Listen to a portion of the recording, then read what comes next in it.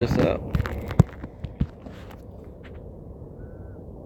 Good morning, everybody. We are here on the Ohio River. I know I said in a half hour. It's been about an hour.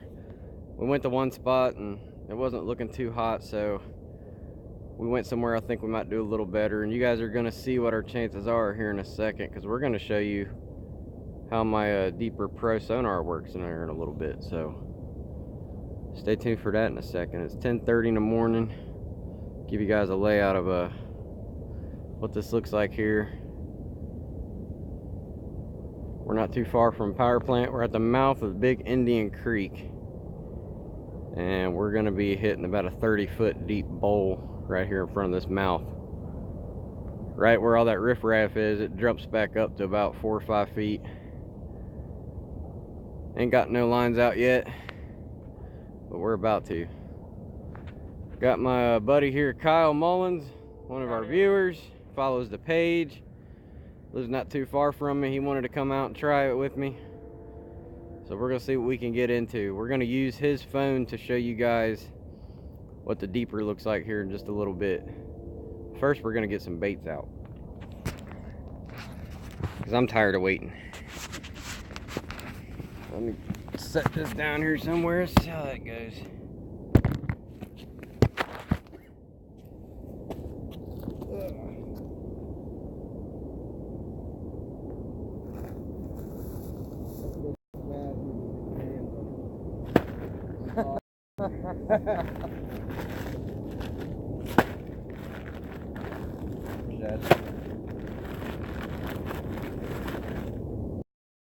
We got roughly 6 shad. I can't cut through these. I might have to go up and get them boys. I got a good bait knife up in the truck. Might be able to saw through.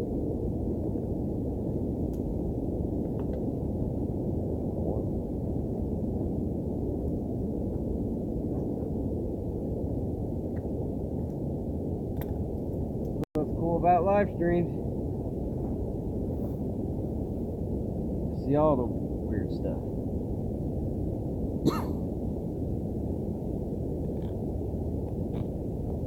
Might have a nice flat rock. There we go.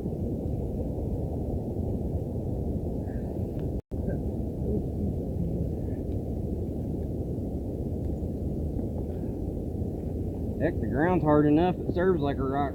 Right?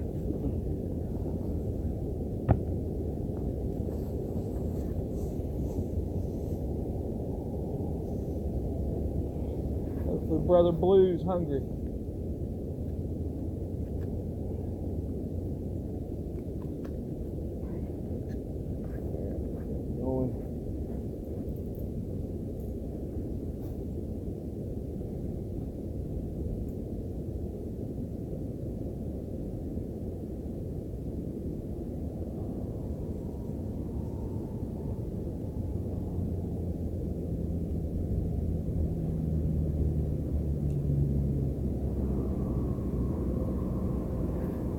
Scared of me.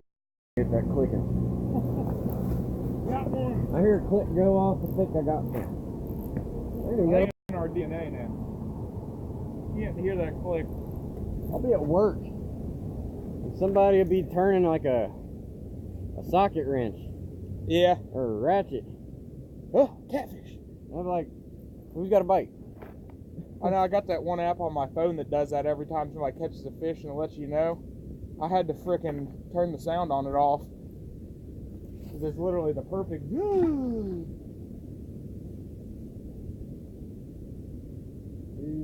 deep. Yeah, that goes down quick, don't it?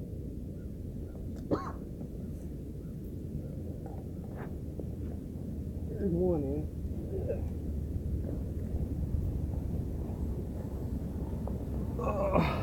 Another piece. Try a hit. Head's always good luck. At least that's what I was told. I don't know. I go with it.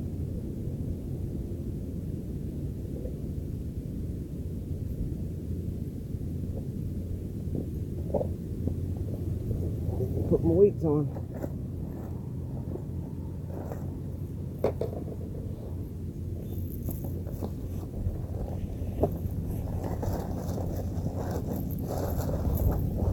Uh-oh. Time for me to get a new tackle bag.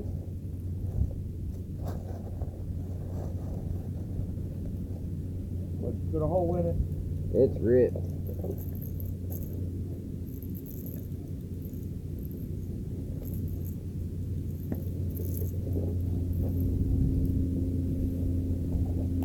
I think I still got an old plastic tackle box at the house. Oh, I got that backpack I can use. Oh, yeah. That'll work. Save some money.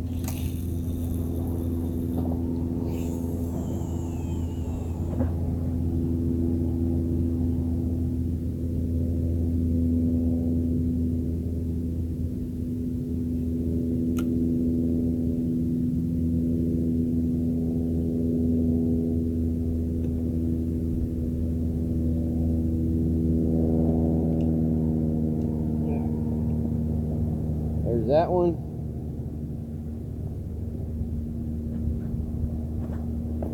Ugh. Cold out here, guys. Yeah.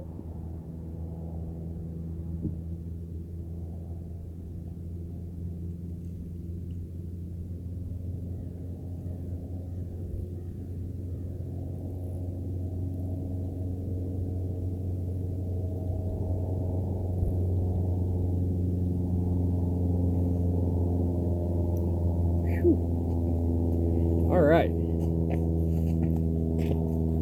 Crack open my Rockstar boom. See, we got a couple people watching.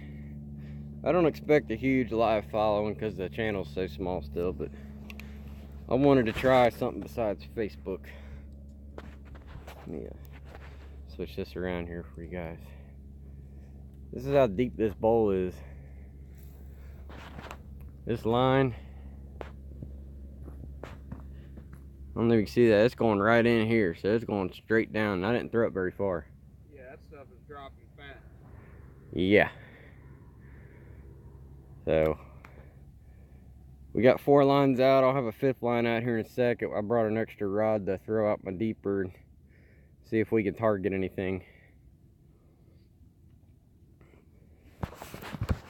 Appreciate you guys joining the stream. Normally, like I said, I do Facebook. I'm trying to get this drink open here. Normally I do Facebook, but I want to do YouTube more too. And since I stream so much, I found out Monday there is a limit to how long you can stream on Facebook. The hard way. And it's 4 hours. It's a nice long string. I got in the, said it was, I think it was like 5 minutes left. It starts giving you a warning and telling you, hey, you gotta shut your stream down soon. You're talking too much. So we got our lines out. We're on the Ohio River, and hopefully we're not doing this in vain because it is cold. Yes, it is. It's about 23 degrees or less, between 20 and 23 here on the water bank. And we were at one spot a little bit farther downstream, just right around that bend right here. I forgot I can do this. Right around that bend right there. We were right around there, and we threw the deeper out, wasn't seeing anything. Oh, something jumped right there. We weren't seeing anything on the sonar, so it was about average 13 to 14 feet no matter where we threw that thing. So we didn't see bait, we didn't see anything. It was just dead open water. And I know this area is a little bit deeper. It might be warmer towards the bottom. So we'll find out here in a second.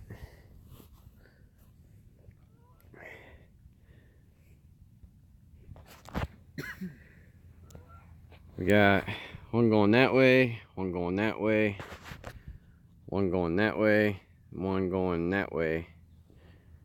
And then here in a little bit, I'll have a third one going out towards those, that foliage out there, towards that green buoy. We're definitely covering the mouth in this bowl. Yeah, we're hitting this whole in and out traffic zone right here. There was a guy here that was catching a lot of sauger.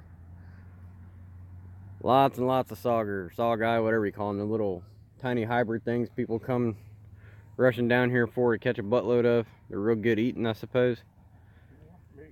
I've never targeted them. But if they're here, then there's gonna be something else trying to eat them.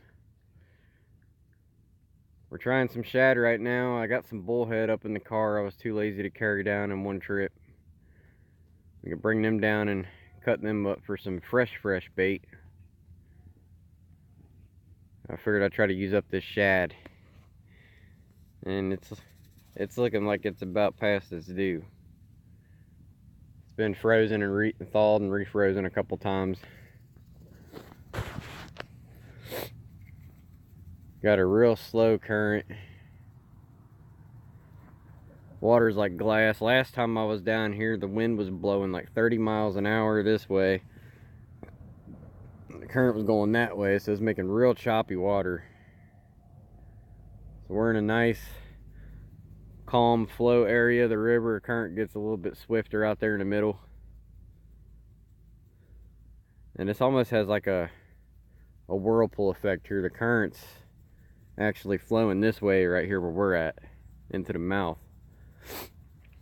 It's a funny story. I don't know if I told you guys last time I was down here, but I cast my deeper out the very first time I visited this place to check it out. And the very first cast, it came off the line, and the line didn't snap. I didn't have the screw threaded into the deeper all the way, and I guess it popped out and landed way out there in the water right in front of the current seam. So I thought I lost it. I was like, I'm gonna have to go out and swim if I want that thing. And it was cold. It was like 48-degree water. I was like, I'm gonna get hypothermia getting the deeper.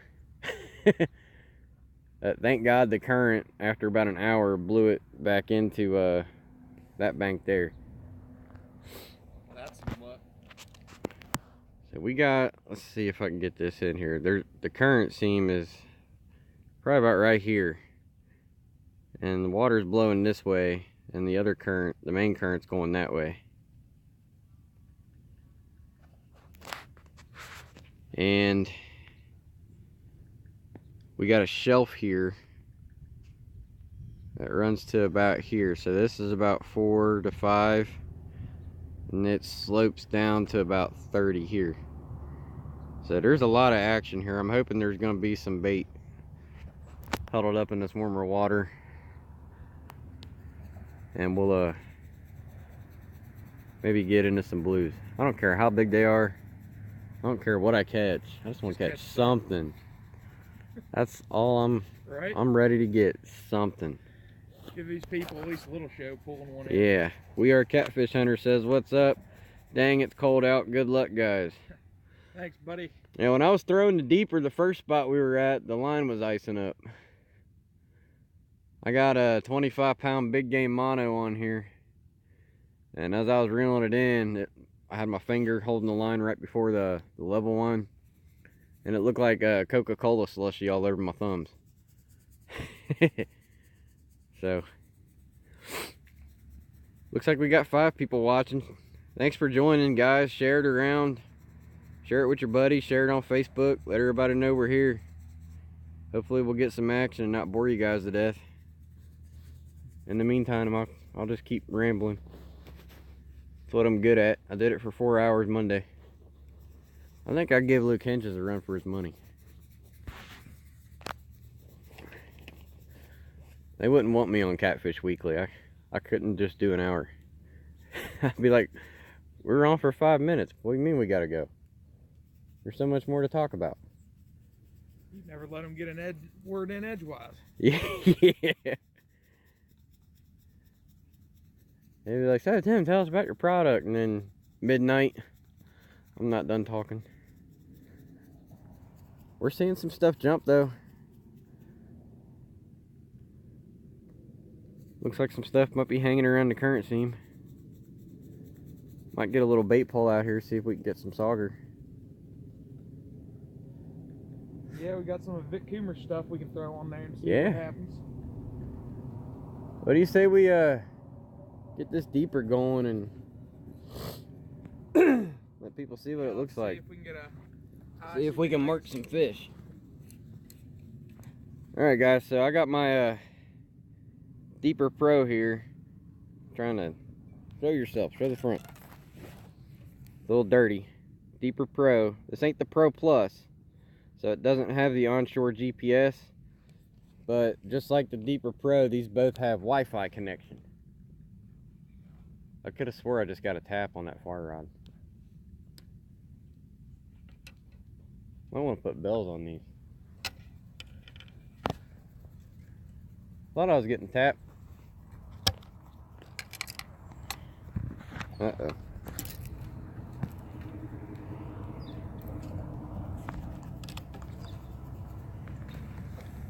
Bear with me, guys.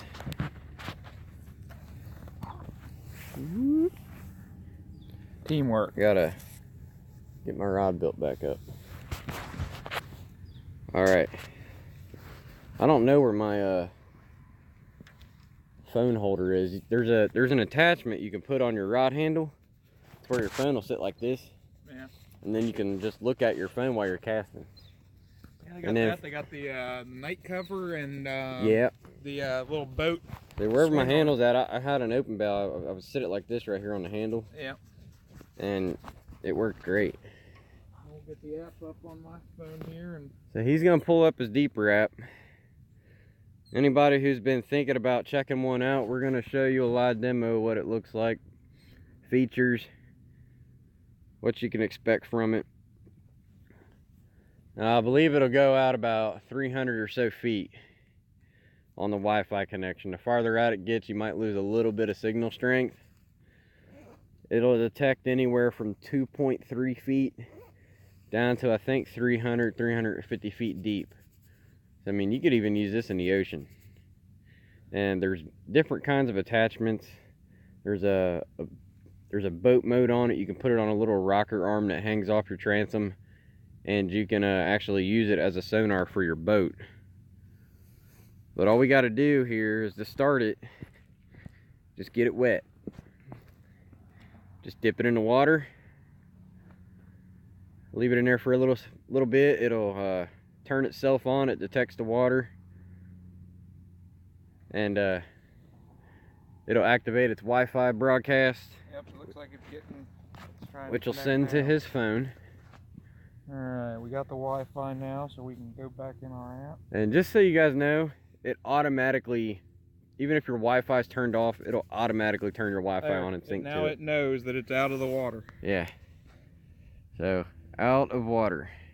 Yeah. Now hopefully you guys get a good view of this. I can't see my screen too well. I'm gonna put my phone down real quick to cast it.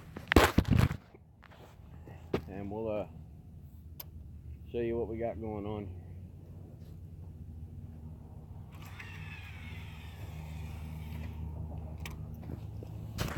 So I didn't chuck it too far. See that ripple? That's where it's at.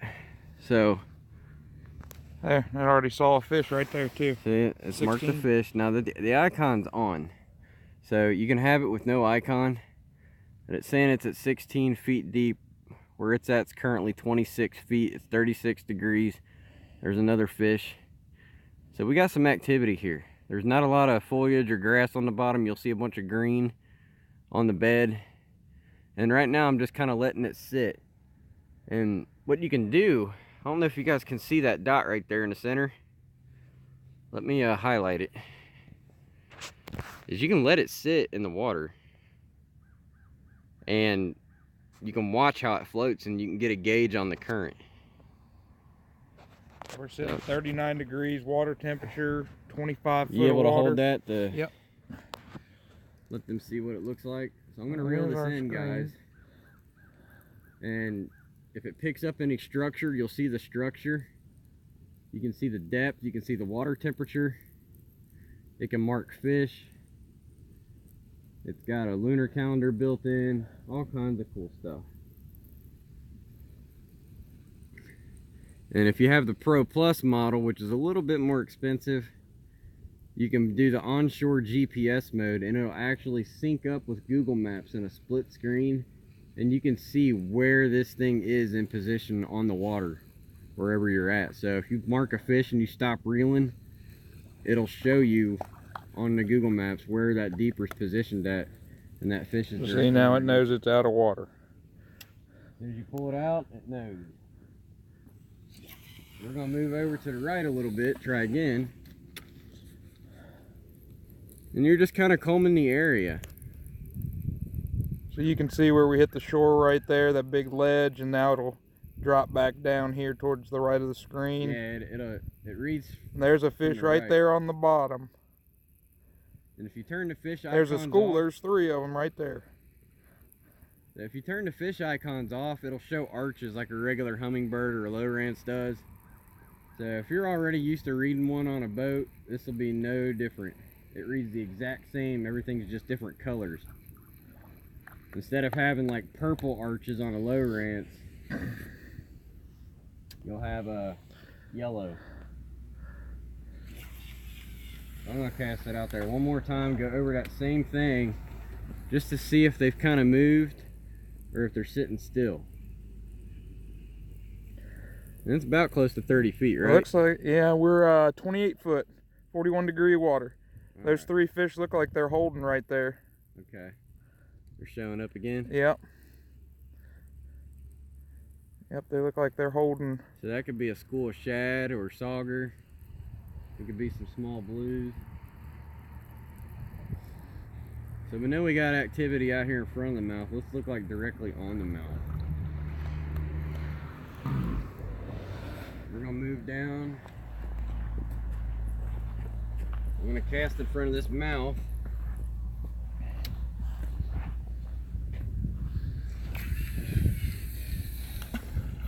And we'll see how this looks.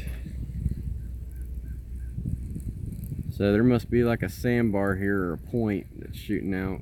Yeah, 17 foot of water. Then it's gradually dropping. Yeah, right in the middle of that mouth there. So this is right on the lip.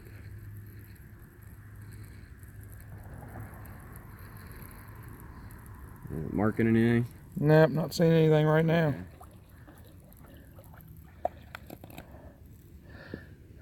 I'm going to throw it in between your rods here, Kyle. Tim's going to show us his precision casting. Look at that. You're zoning. He's trying to scare off whatever might be below me. Yeah, I threw right in front of that one and it had them 3 fish on it. So maybe it's an attractant. 24 foot of water right there. 39 degrees. The deeper water might be a little bit warmer. Yep. As we get closer to shore, about 41 degrees. Looks like we got 1 fish right out there, about 3-4 foot. Running right along the shoreline there. Alright. Let's go to the far right.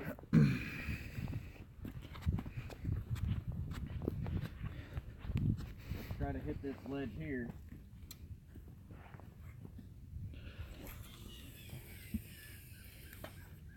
Line's icing up. Some more Coca-Cola slushy. That's what we're showing. 31. Yep, 30 foot, 39 degrees. Now, this is a really cool app to have, guys, especially for bank guys. It kind of takes some of the guesswork out of it. It helps you get a little more educated guess on what you're trying to do. And not only that, even if you don't do anything or you don't do any good, all this that you're seeing right now that it's recording on that side view screen saves it for offline use later, so you can go back and look at it. So even if you don't have time to fish and you just see a spot, you want to check it out, come out and map your a little more spot. to the right. All right. You can at least whip it out a couple times, kind of get a lay of the land, and then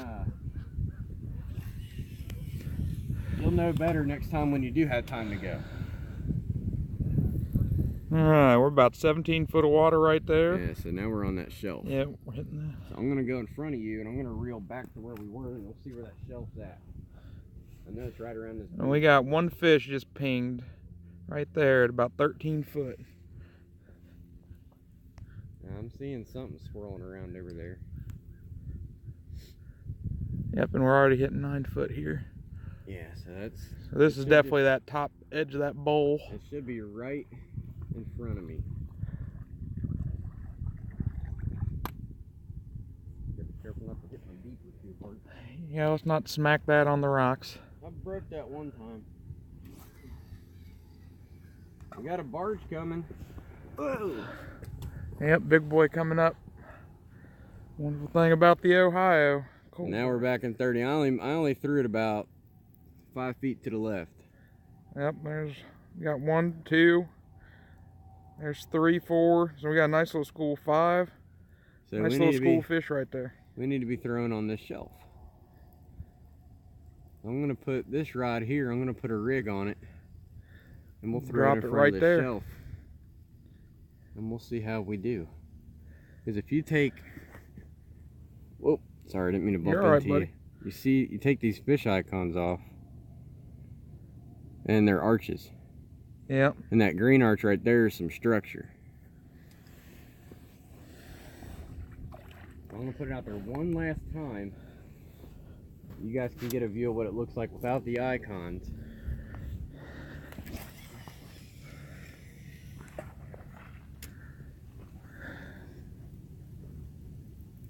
A couple feet can make all the difference when you're fishing in the winter. You might not see anything, and then you move over 5 foot at the end of your trip, and then you uncover something like that. Now you see all them arches, so yep. That's a school of something. Or it could be a couple blues. If we're lucky, it's a couple of blues. And they could be in this shallow water. We could throw it over there real quick and see too. Can't hurt. And then we'll take this off and have this a 5th line in the water. Yep. So we're getting a good idea of what's out in front of us right now, all around where we got our rods currently. Just putting this deeper out there, seeing where a couple little schools of fish are. This would probably be a great area to fish for you and I, or catch some skipjacks and small stripers. Yep. Probably casting that for a bunch of shad here too.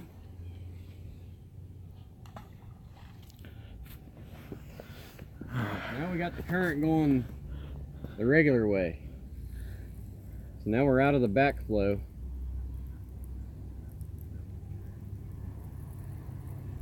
It's probably a lot shallower. Yeah, 4 foot of water right there. Yeah. Is it We're 40, no, about 41 degrees still. Water staying pretty consistent. Yes, there's a huge shelf right here. This will probably be a good place to come in the summer at night for flatheads. Oh yeah. Because it's calm, it's shallow, bait's gonna come up in here and hide in this cover. Yep. Flatheads are gonna be hunting. Plenty of structure right there. Alright, I can take that back now. Alrighty. There you go, buddy.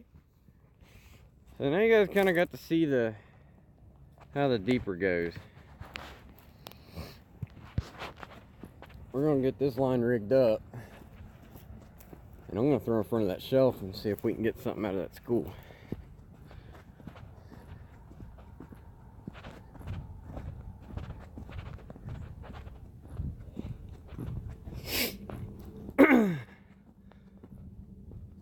We got anybody still watching? Kind of hard to see my screen. Pretty sunny. It's not as dead ice cold as I thought it was going to be once the sun came out. Oh. I'm going to put this one here for now.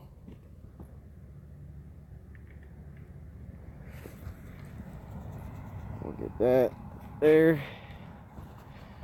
Just set you guys down for a second so I can rig this up. Take one of make a hand for me. Thank you.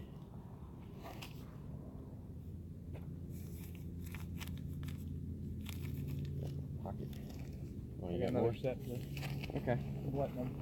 Just takes a minute for them to shake warm.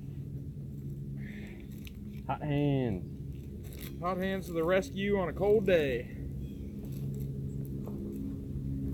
Yeah, I don't know why I thought I needed 2 dozen of these things to go to a football game. Hey, you never know.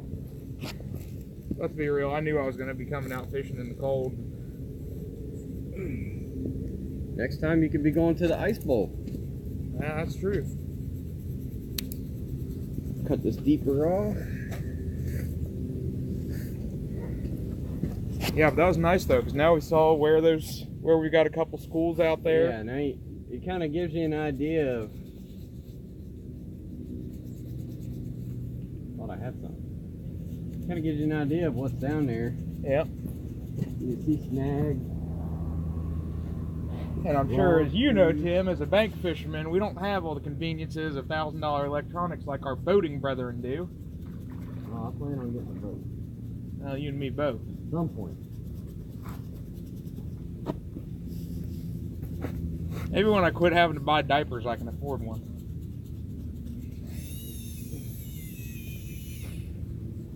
I just cleaned this thing. Must be the ice. Yeah, probably.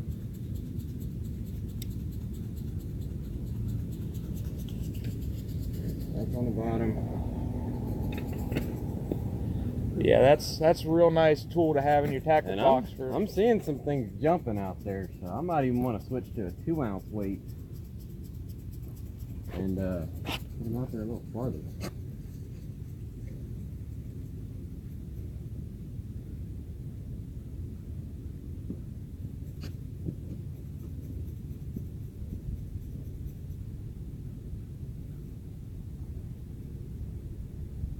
I bet this is a great place to shad. Yeah, we can probably bring a net out here in the summer and On a nice slow day. get all kinds of bait. Well, you can see really clear in water when the sun's low. Mm-hmm. And it's not so bad to a point where if you did hang up on something, you wouldn't be able to walk out there and go get it unhung. Yeah, wear you a little pair of waders. You got a decent little shelf that you can walk on.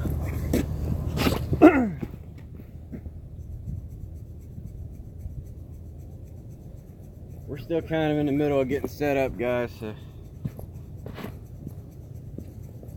bear with me a second.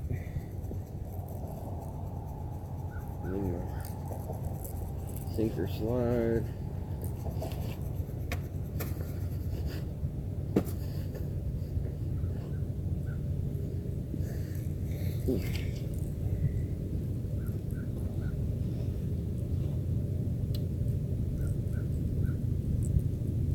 Then we'll get talking about some things.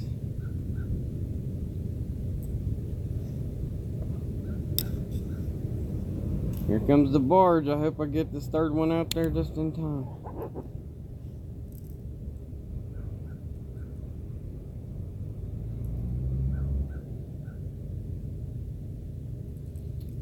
See if we get a winter barge bite. I always like when the barges come through, stir them up a little bit. It's never worked for me yet. I tell you what, the barges and boats never worked for me, but we fished the Great Miami right where rail line runs right past it, and the train bite is a legit thing with them Right there in flatheads. Hamilton? No, I'm up in Dayton. Oh, okay. No, I've been wanting to go over there to Hamilton there too. Hamilton's a good place on the Great Miami. Yeah, I've I go there heard a good lot. things right there at the dam.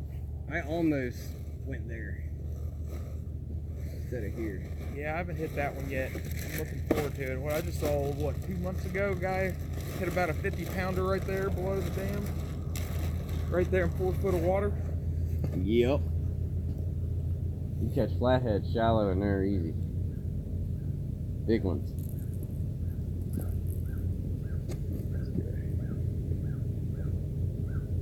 chunk. Whip it out there.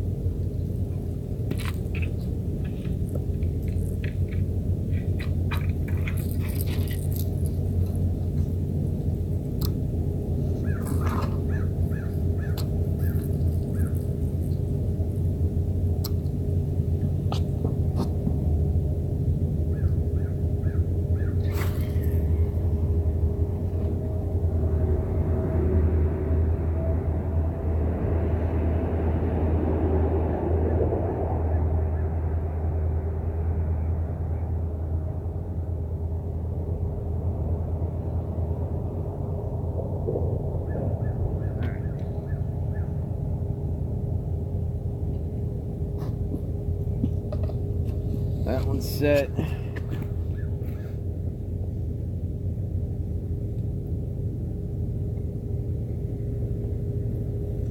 Those are set.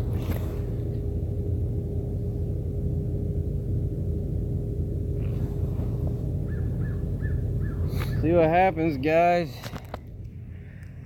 Sorry for the poor camera for a second.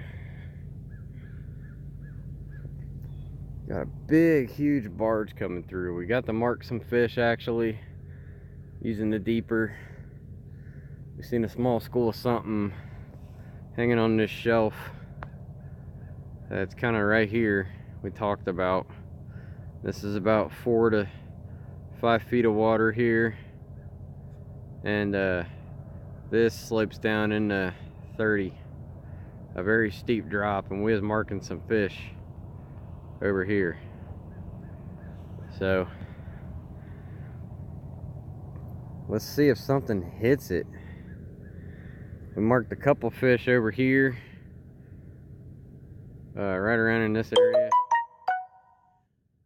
and it's probably about maybe 10-12 feet out, but even that far down, it gets down to about 25-30 feet there too.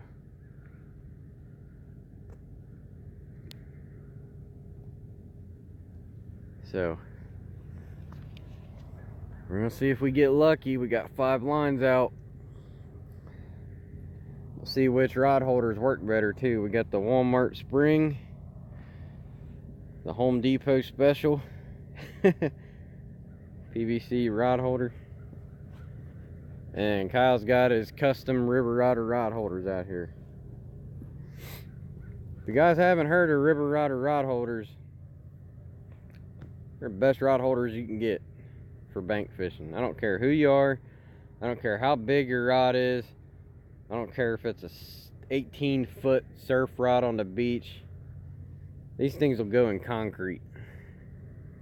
If you find a crack in a rock, you can sledgehammer these things into concrete. They're amazing. These were custom done by Rod Hember. The company's RPH Enterprises, and he makes these River Rodder rod holders. Handmade by him, painted, and all done up. These are his adjustables, so you can actually pull this out here and set it this way so your rod will lay at like a 30-degree angle, and then you can lay your rods down if you don't want them standing straight up. You got a nice butt right here to sledgehammer them down in if you got some harsh ground. You got these nice cups that they got a little leak hole here so it's not filling up with water if you're fishing in the rain, and a really heavy coating of paint, some high industrial paint, and you got reflective tape on them too. If you don't have any things to illuminate your area, you got this reflective tape to kind of see so you don't trip over them. Or if you're like me and you like to fish at night, put a couple of those Whisker Sticks LEDs on them. Yeah, they're a great combination with Whisker Sticks. You got the reflective tape so you don't trip over, and then you got the Whisker Sticks on your rod tip so you can see when they bend down. It's the complete nighttime package. Right.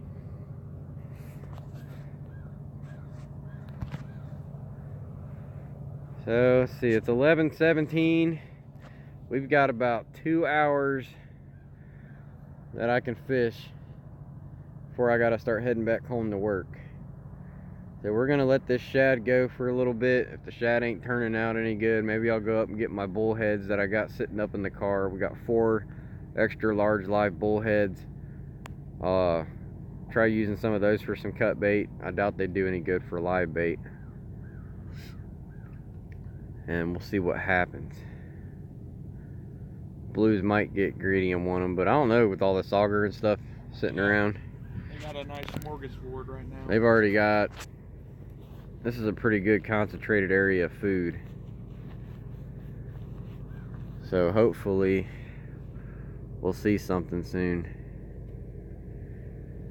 It's not as cold as I thought it was going to be. I was expecting to freeze my butt off. I thought I was going to have to bundle up like the guy from Christmas Story. I can't put my arms down. Come on, guys. Wait up, guys. Hey. Little Randy. I got my bibs on and some boots with a couple layers of socks and my Carhartt coat, and I got a face mask. We got some gloves, but so far all I got is a runny nose. I ain't cold at all. I'm actually kind of sweating. Sun came out. Warmed it up a little bit. We woke up and it said 18 degrees outside. I was going, oh boy. Tim, what did you get me into? Yep. I said, hey, I'm thinking about going fishing Friday. He's like, I think I'll join you. I said, okay. So we talked about it and we're here. I was either going to come here or try to find a winter hole in the Great Miami. But I wanted to try to get a blue before the end of the year. And Kyle here has never caught a blue. I've not. So we're wanting to get him on his very first blue. Hopefully it's a monster. We can only hope, right? Yes. If not, I'm about to go see our buddy David Funk up there in Columbus. Mm-hmm. Have him get me out on Hoover. Go right up here to Eastern Ohio and get on with Chris Souders. Yeah. He'll put you on a ton of them. John Knoll's not too far down the river, or up the river. I still have yet to try Aberdeen hot water discharge. I want to try that. Aberdeen would be awesome. Let's see if I can stand this up a little bit. I want to sit this somewhere so they can see the rods. I could sit it back there, put it on my tackle bag or something, maybe? Maybe. Why ain't it? There's the camera. Okay. I'm used to the Facebook controls. I'm trying to get you guys set up here so you can kind of get a lay of the rods. You can watch them bend down. I don't know if you'll be able to see all of them, but let's see what's. Is that my 3? Stay still, camera. Okay, so there's my 3. I don't think I'll be able to get all 5 in one view. But maybe be able to. That don't do no good. Sit still. There we go. Maybe. What is that? Oh.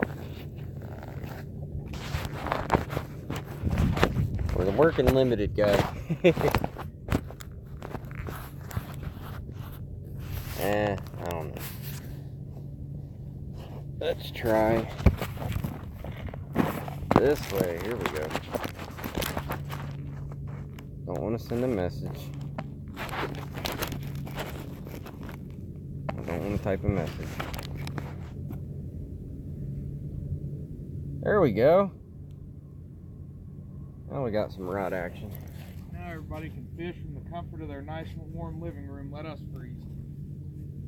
I do it for you. I do it for you guys.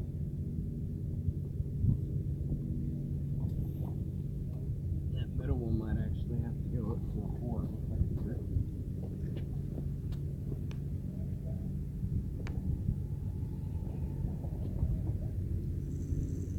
Well, I only got 3 ounces of weight on there, but it's staying pretty still down there.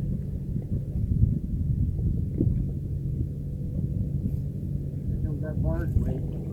Yeah.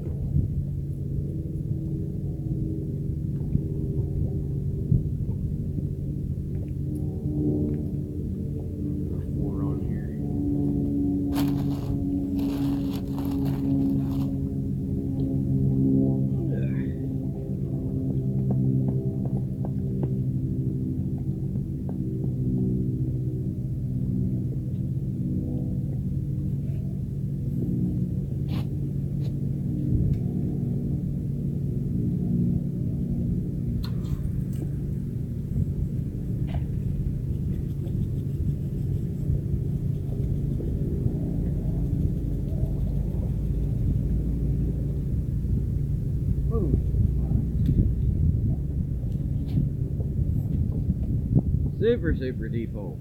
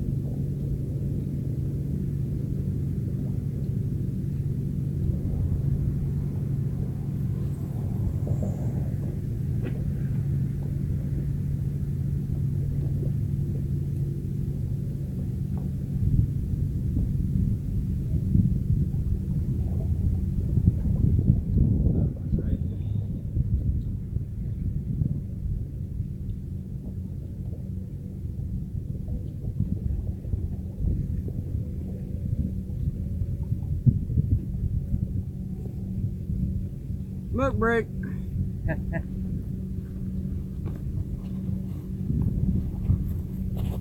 Smoke break. And you got a light, guys? I need a light. Have I got a lighter? Oh wait, I got one.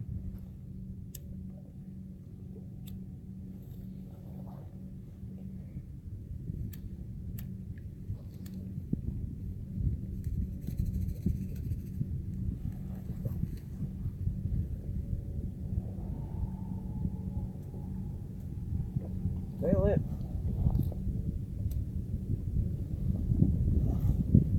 Too much wind. Here comes another barge. Oh, we got another barge bite. Let's go. Come on, barge bite.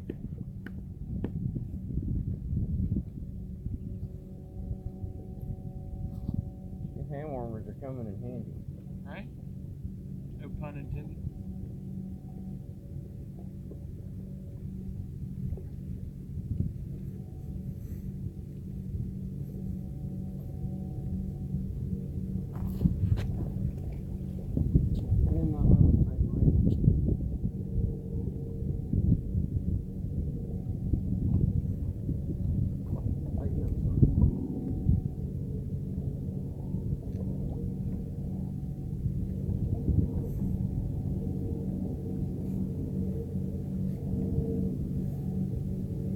Seems like whenever I go live, I don't get nothing. I come out here with no camera, I catch stuff. That's not the kind of jinx I want to have. Right? At least when it comes to the Ohio River, Great Miami, I catch them on camera all the time, but there are a lot of little ones.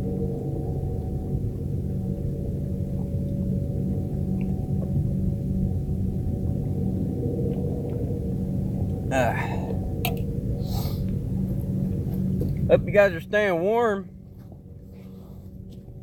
We're managing.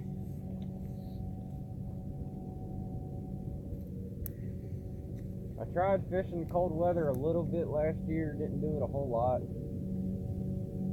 This year I'm trying to do it more. Try to get some winter cats.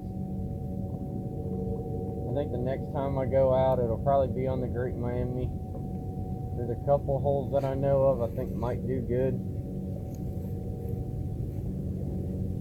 And we've been to these spots before, guys. It's nowhere new. If you follow me on Facebook and watch me on there, you've seen it.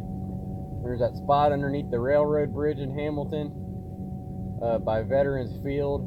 It's about a 30-foot deep hole. The rest of the river's like anywhere from 6 to 10 feet.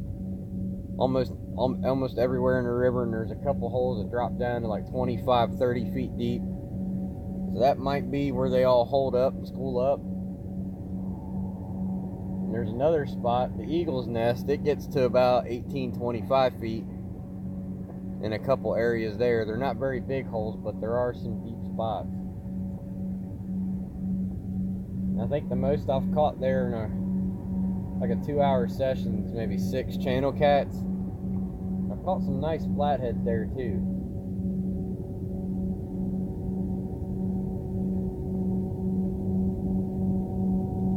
Hopefully we get Kyle his first blue cat today.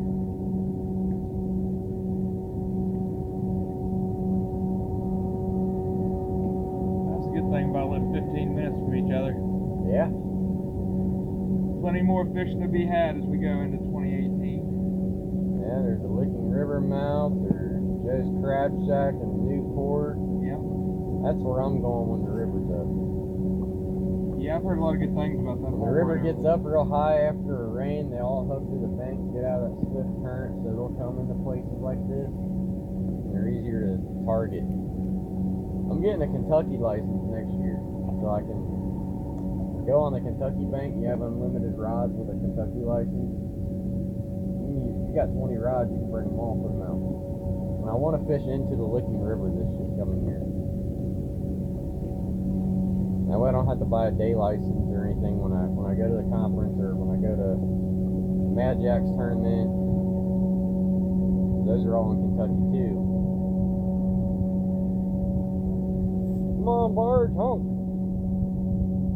Paddle them up. Honk, honk.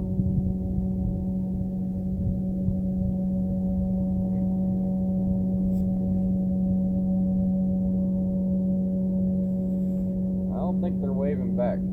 I don't think they're waving back. I'm just gonna hold the phone. Give you guys a view. River Adventures, any action, he says. Not yet. We're just now getting the lines staying out. We were throwing around a deeper for a while earlier in the stream, showing people what a deeper looks like when you're using it and how it works. And we're set up pretty good. We marked some schools of fish. We marked a couple big arches. So there's a couple of them swimming around here. We just ain't got them to bite yet. This is the second barge that's blowing by. Hopefully he'll honk.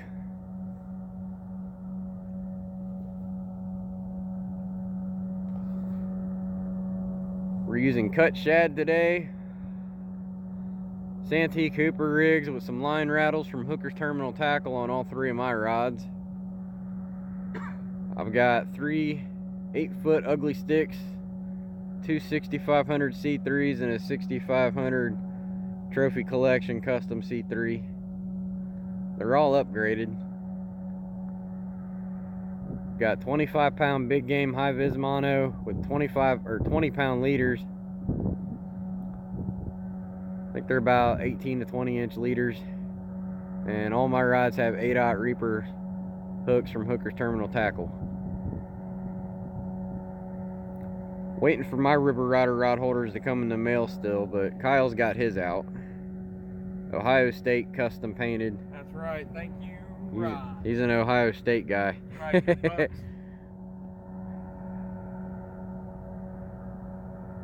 Any arches? Yeah, we've marked some pretty big arches. We marked some schools of fish, so I don't know if they're shad or moon eye or sauger or what, but we've been seeing quite a few things jumping. I don't know if they're carp or maybe some walleye, but we've seen some big swirls coming up about 50-70 feet out. About a decent cast out. There were some swirls popping up on the surface. We had some good arches marked over on this shelf here. He says, where are we at today? We're on the Ohio River. We're on the Ohio side. And this mouth right here is Big Indian Creek. That's the Ulysses Grant Bridge, Memorial Bridge. That's Route 52. And right up here is Grant Park. So you can pull it up on Google Maps. Look up Grant Park. It's in right across the street, Point Pleasant, Ohio. We're in Point Pleasant, Ohio, and right across the street is the birthhouse of President Grant. I believe that's the Duke Energy power plant down there. I could be wrong. I know it's a power plant. I'm pretty sure it's Duke. There's another plant downstream that way.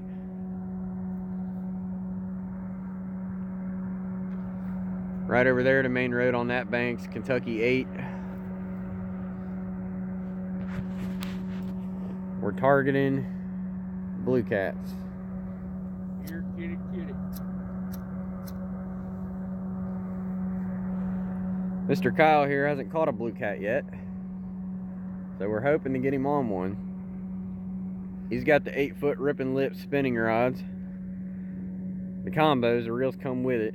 Yeah, Amazon, $50 specials, man. Ripping lips is a good rod. It's got a nice action. It's got a good backbone. They'll be for sale down at the Catfish Conference if you guys are going to the conference. It's a good rod to get. Frank Neely loves them. He uses the casting rods. Yeah, they're great rods. I love the newer style, that blood red. Those are good looking rods. Yeah, running some 30-pound slime line on there. Hooker's terminal tackle, line rattles, and some 10-aught Mad Catter HDs. So we got the 30-pound slime line. I want to show you guys this slime line. All right, show you the diameter. This is 30-pound slime line. It's got a real thin diameter, and slime line has a really high breaking strength. That stuff will probably break around 55, 60 pounds of pressure.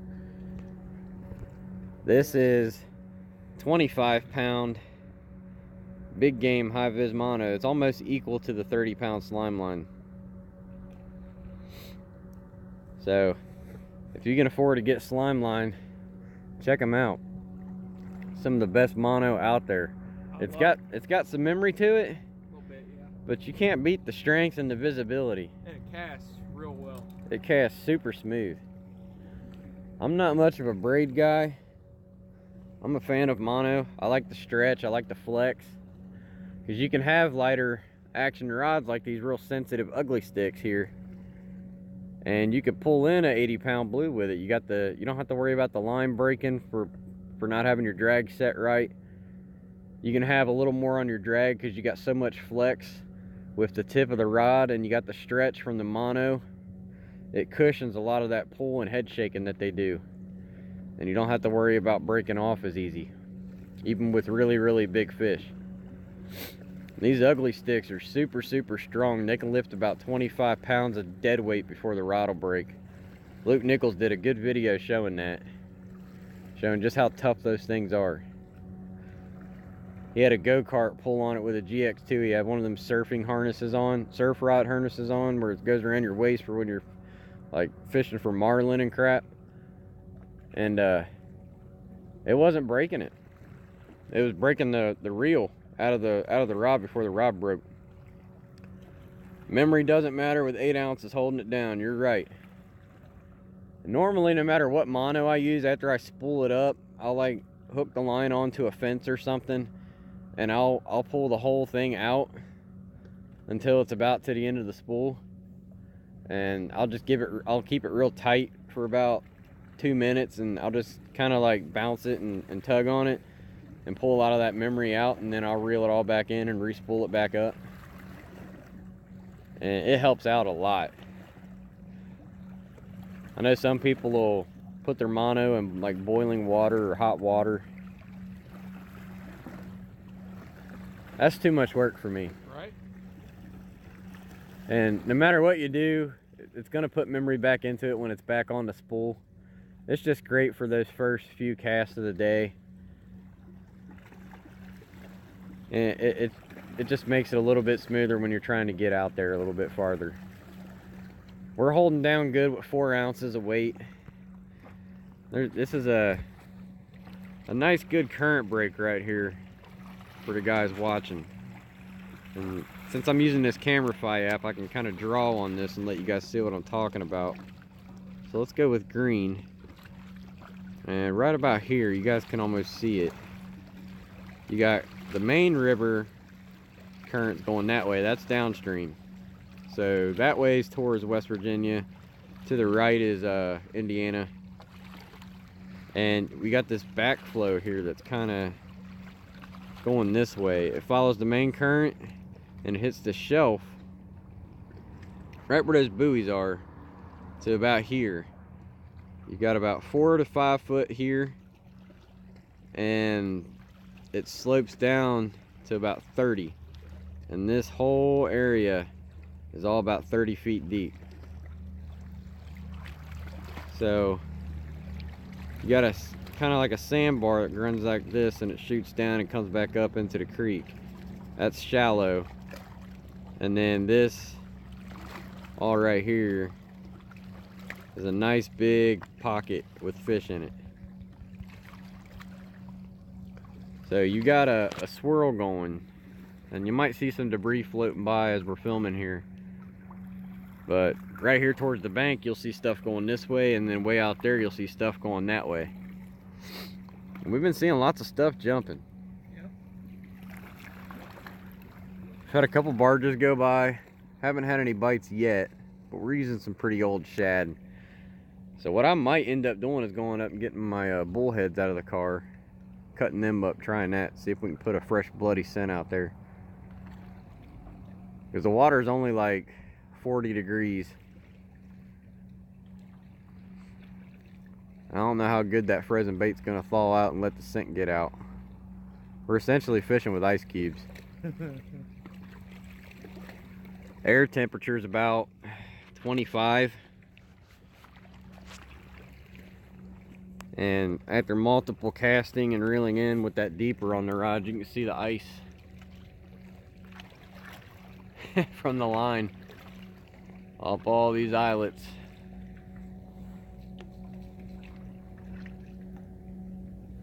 We got some slushy going on.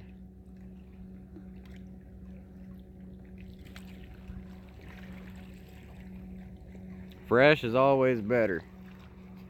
Yeah, I think I'll walk up there and get them bullheads and bring it down. I didn't want to bring it down in the initial load. There's too much crap to carry in your hands.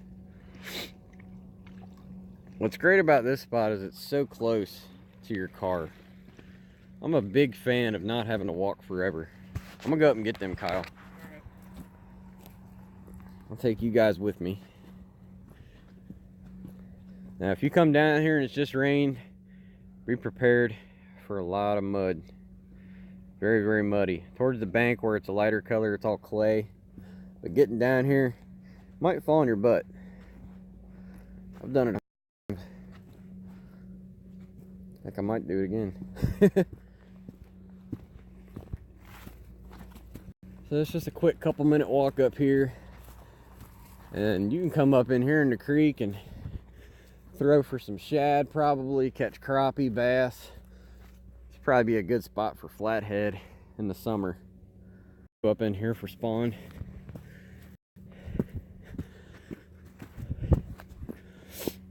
That creek runs miles and miles and miles up inland.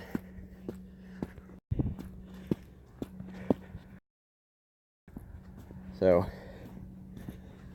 plenty of access, and it's real steep drop-offs on the bank, lots of deep water. I'm trying to catch my breath. Woo!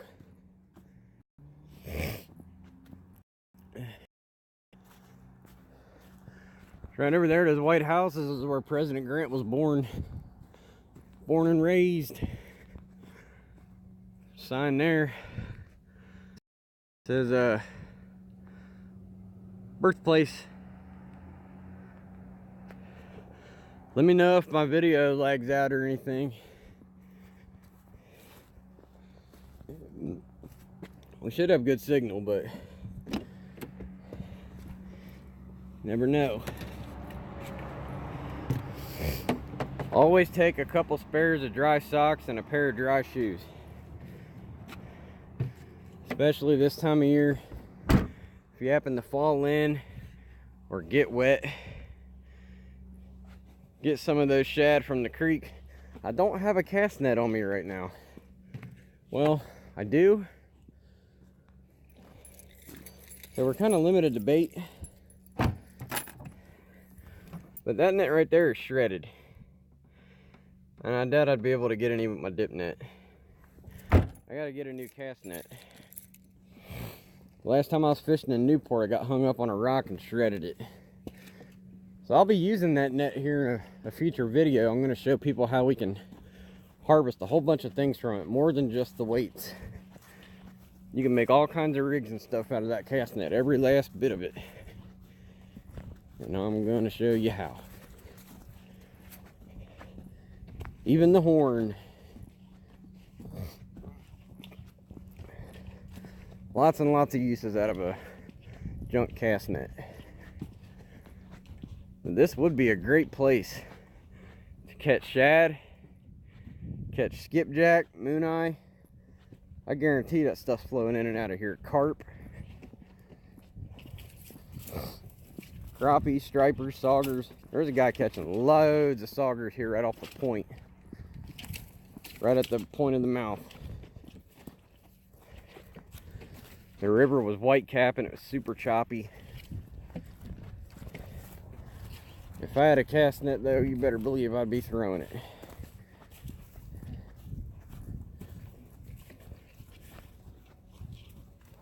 Excellent view. Excellent view. Hope I don't fall on my butt. The ground's starting to thaw out. Mud's starting to stick to the boots.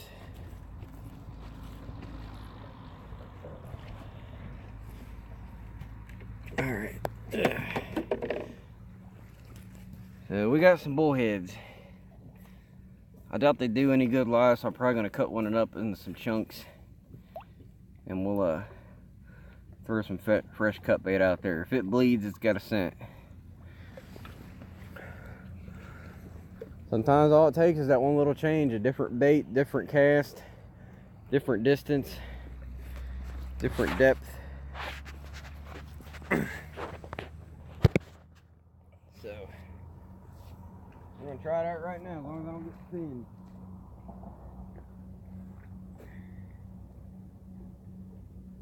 Really don't feel like getting thin.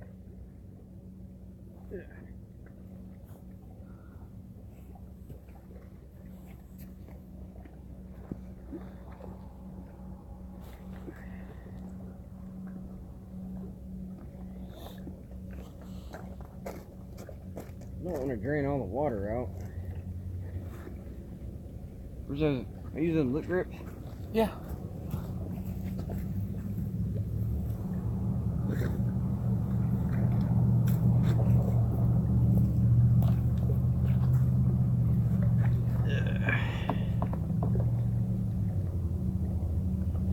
Oh, I thought I had 5 for a second.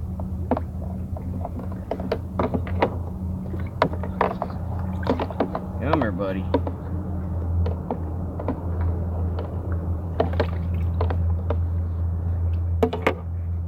don't want to get the place soaking wet. I'll just pour a little bit out.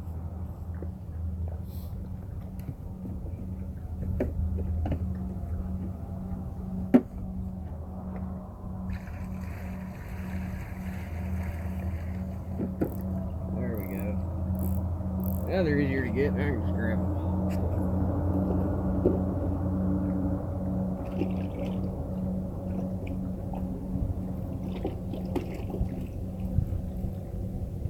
There we go.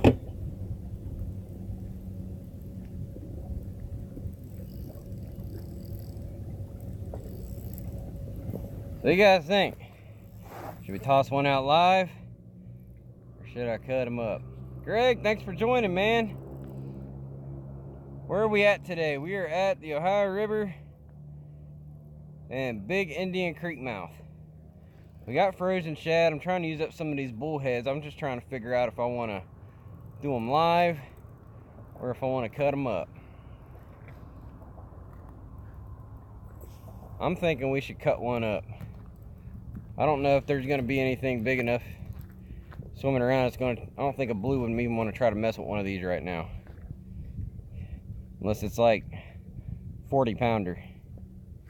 I'm cool with catching some little ones. And I got 4 of these. Greg Yates's watching. Thanks for joining.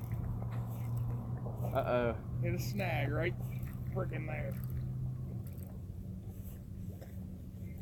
One time I didn't bring my water boots. Well, you know. Oh, you got waterproof boots. You might be able to wade out into it a little bit. And... I think it's too deep right there. Can't get too far.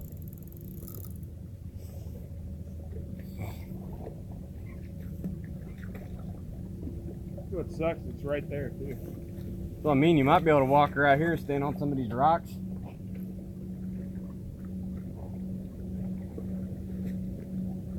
And you might be able to pull it out. Like that rock right there in the middle of the water. I'll be able to walk on top of those and get it away from it. Well, I think we're going to hang it up for a second and pull this other one in and get it out of my way. Yeah.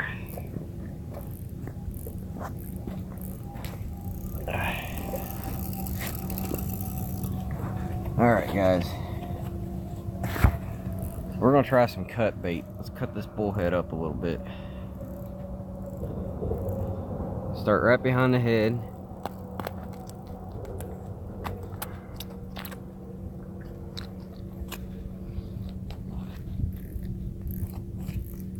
Look at those entrails.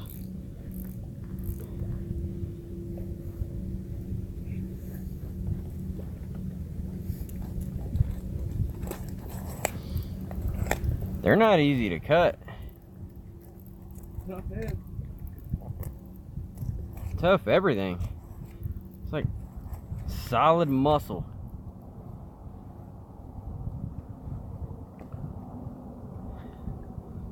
I wonder how good the head would do.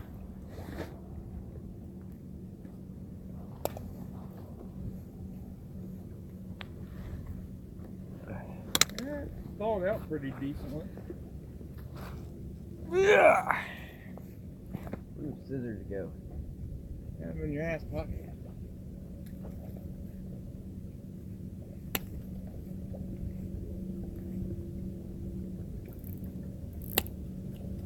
I'm gonna try a head and then 2 chunks.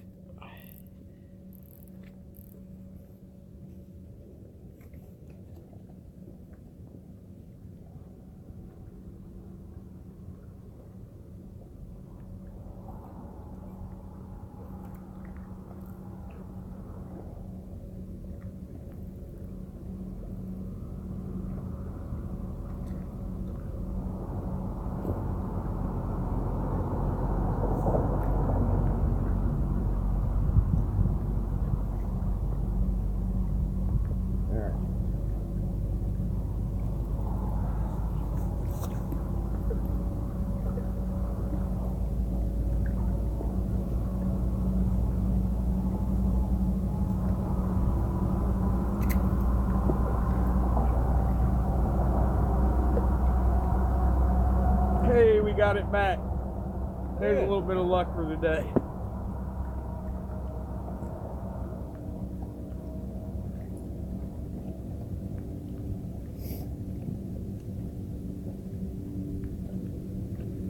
That one out.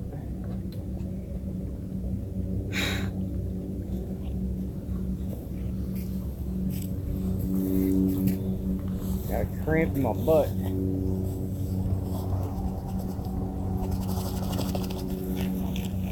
Honey badger don't care.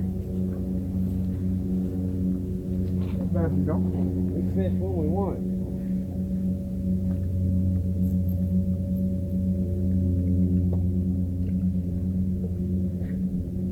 Thank you.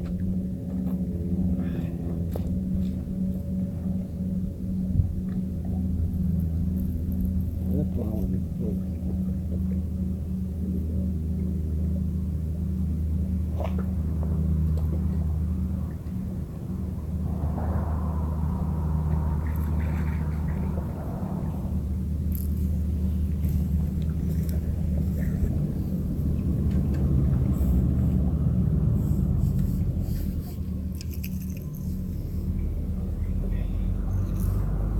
You want to use bullhead too? Might as well. Alright. Doesn't seem like they're biting on the ice cube shad. They're thawing out a little bit, ain't they? Yeah. Let's see, I've never hooked a bullhead head.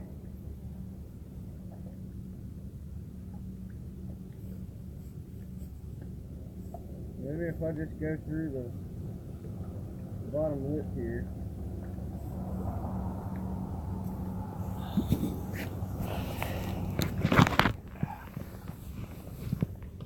Like that.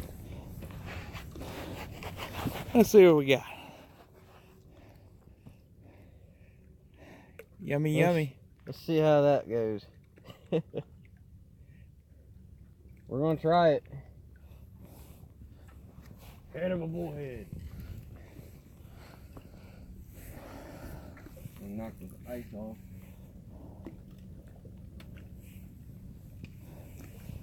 All that ice in them eyelets.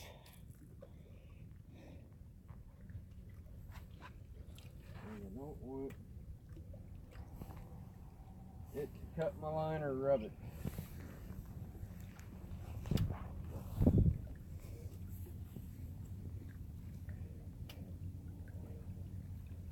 Pro tip: if you're new to using a bait caster and you're worried about backlashing, don't cast straight under like this, cast to the side. It severely reduces your backlash. I'd say that's a great tip. I'm just getting started on bait casting myself, coming from the spinning side, so.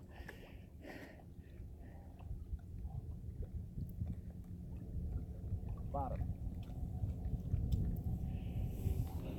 And if you cast it sideways, there's not as much free spin looseness on the spool. I learned that from Luke Nichols.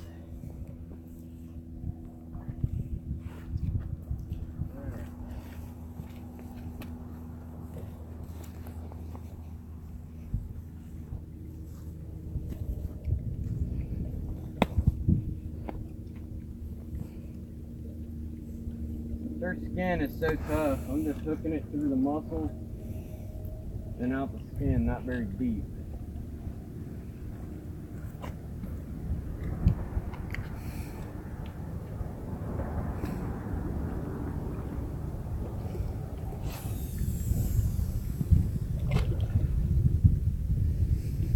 Right on that shelf. Yep, so this top line that he's hitting right here, this is right on the edge of this bowl that we're fishing in. I don't know what, that 17, 20 foot? Probably right in there. Right at the 30. Yeah, right on the edge. Right where it slopes up.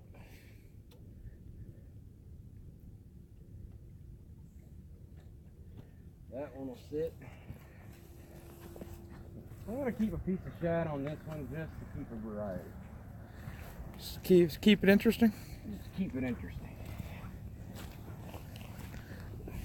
So, this one's about cut up.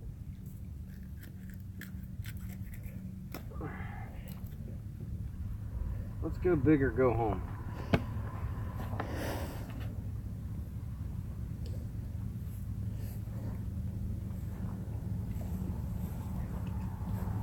Into the gut pocket.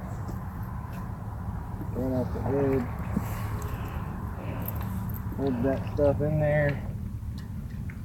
If anybody thinks the gut pocket side is too weak, or your hook's just gonna rip out, it's not. There's a lot of rib stuff down there. It means it's a real rigid, hard edge,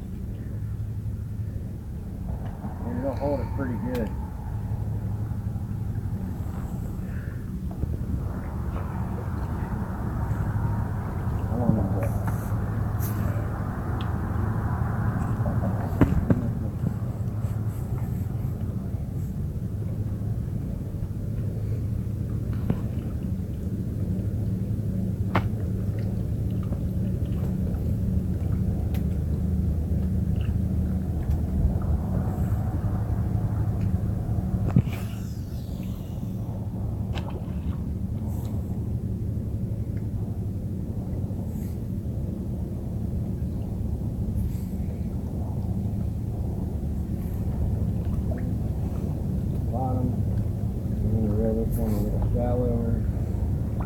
closer. So we got a long one, a medium one, and a short one. Hitting them now everywhere. We gotta bait yours.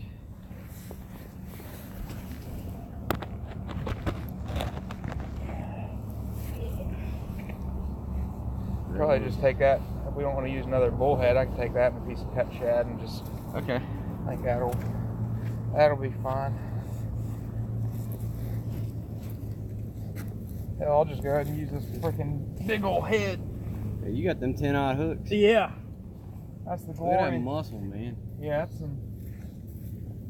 That's like the fat on a steak that you can't chew. It just never stops. But I can try. Like bubble gum.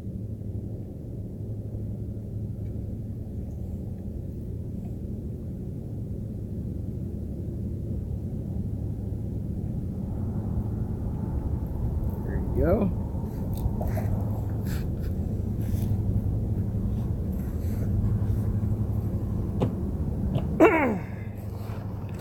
Starting to get a little muddy.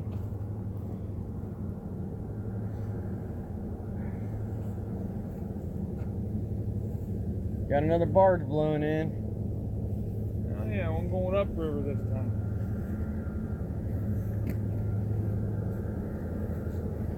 That's downstream.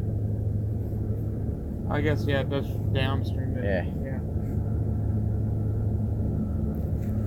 Alright guys, let me grab this phone here.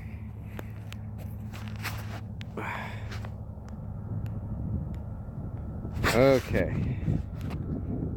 Back live.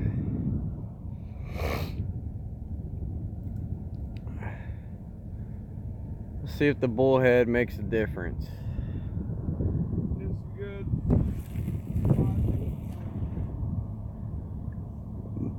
Kyle's putting his lines out.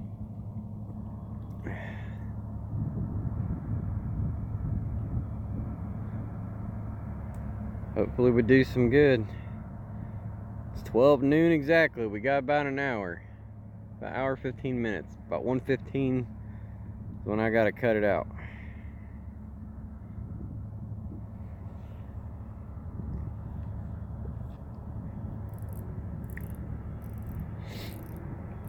I've caught a nice size one here before, my very first time.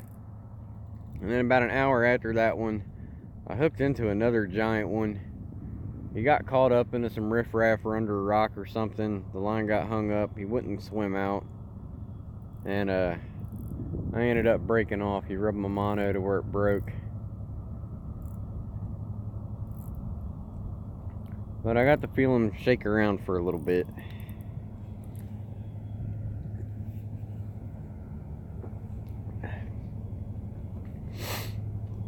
Don't forget, if you guys like what you see, drop a subscribe, hit that little bell button. Make sure you get notified when we come out with new stuff. I don't always do hours and hours of streaming. I do short videos once in a while too. Once in a while. I like to do the streams though, because I mean, some of it looks boring, but it's uncut. You guys get to see it the same as I see it. And if somebody's just sitting there at work and don't have a lot going on, it helps pass the day. If a rod takes down, you get to see it go down. If I slip and fall on my butt, which has happened, you guys get to see that, which has happened. If I fall in the river, you guys get to laugh. If something amazing happens, you guys get to see it. You get to see all the good, the bad, the ugly, the funny. It's a good time. I get to interact with you guys in a live chat instead of talking to myself in a pre-recorded video. And I'm not a fan of sitting for hours and doing a whole lot of editing. I don't have the equipment for it. I don't have a computer. I don't have all that fancy software. So you're just gonna see it as is. If it's a 2-hour stream and we don't get a bite, and at least we had some good talks. I've had some streams where it's been like that. I've had some streams where I couldn't even finish eating a donut. I set a hook and catch a fish with a donut stuck in my mouth.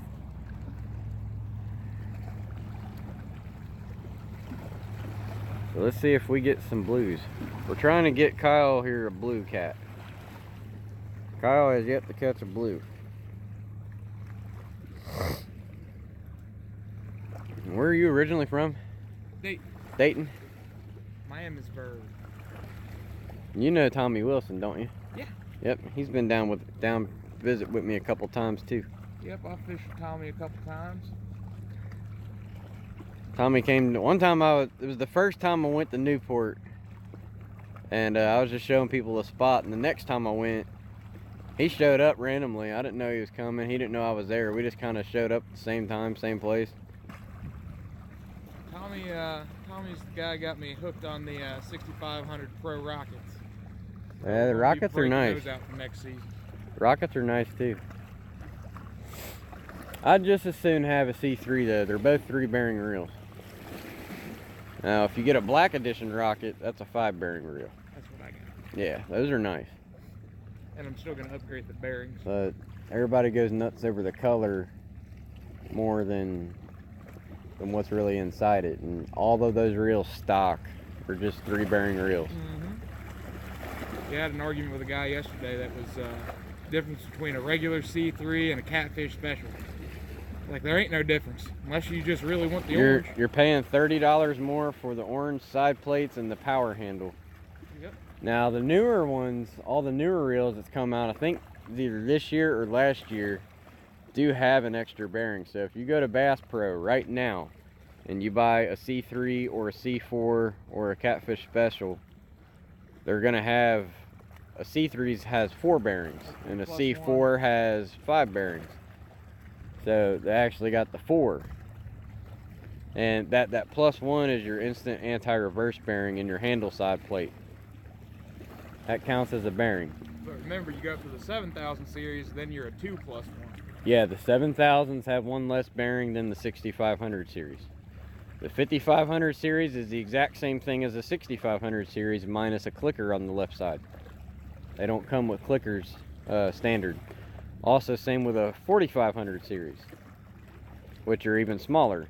The 45, 55, 65, 7000, that's all spool width. I could school people on avus all day. I've been doing a lot of research. I've been studying them way too much. Yeah. If it's got the 1 on the end, 6501 C3, that's a left-handed. That's what I use. All your, like this trophy collection here, this red reel. Let's talk about avus for a little bit while we're killing time, waiting for a cat. So this is an older one, but it's a 6500 trophy collection.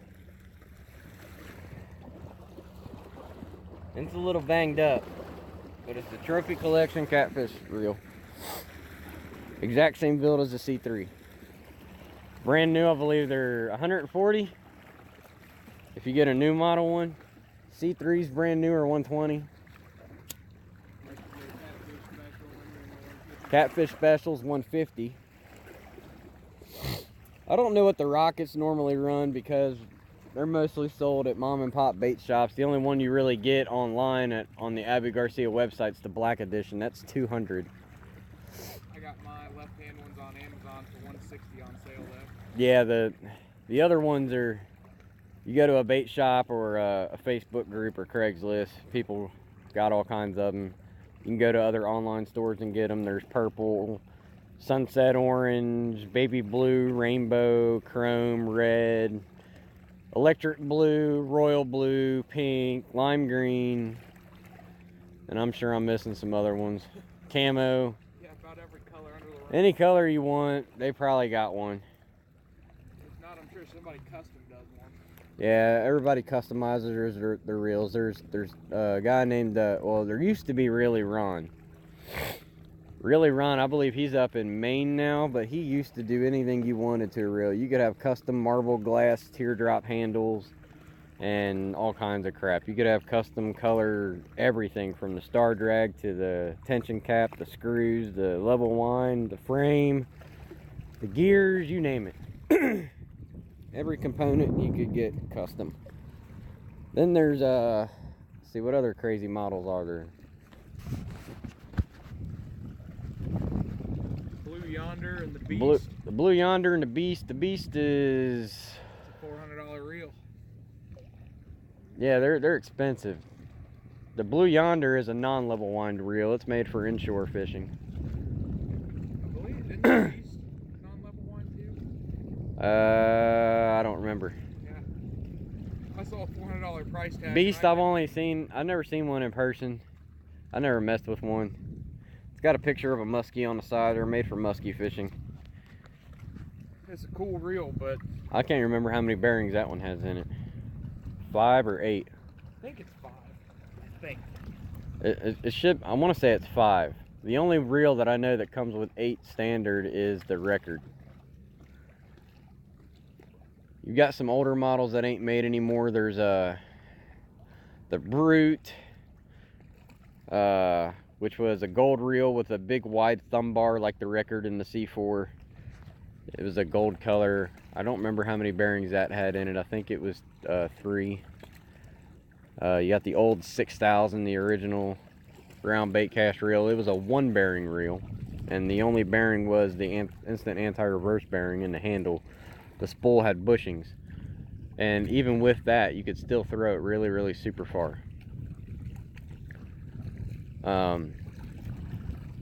Probably my favorite is the Record. It's $200 brand new. It's called now the 6600 HC Record is the name of the model. It's a dark gray reel, almost like a smoke gray. It's a thumb bar model. It doesn't have the side button, and it's $200 new, but it has 8 bearings stock in the reel. It's the only reel with 8 bearings in it. So you got cogwheel bearings, you got spool bearings, you got worm gear bearings, level wind bearings, whatever you want to call it. You got bearings in the side plates. It's ridiculous. The only reels I've seen that are like that are like Pimp My Reel guy over in Britain will do them, make 8, 9 bearing mods. I have a buddy named Danny. He's over at Forest Park by you, and he's got a Record that's 14 bearings. Because you can get bearings in the handle, on the teardrop handle right here. You get them stupid handles, they got a bearing on each side of that thumb part where you're cranking it, and I don't really see the need for it. Yeah, I've seen people put I don't know if it's just to add to your bearing count. I don't understand really why. And they'll charge like $50 for one of them things online, and yeah, I'm not paying what's that going to help you with? Carpal tunnel? It's not helping you turn it any faster. It only goes fast as a spool, and it only goes fast as you can crank it, and that friction reduction is not going to help.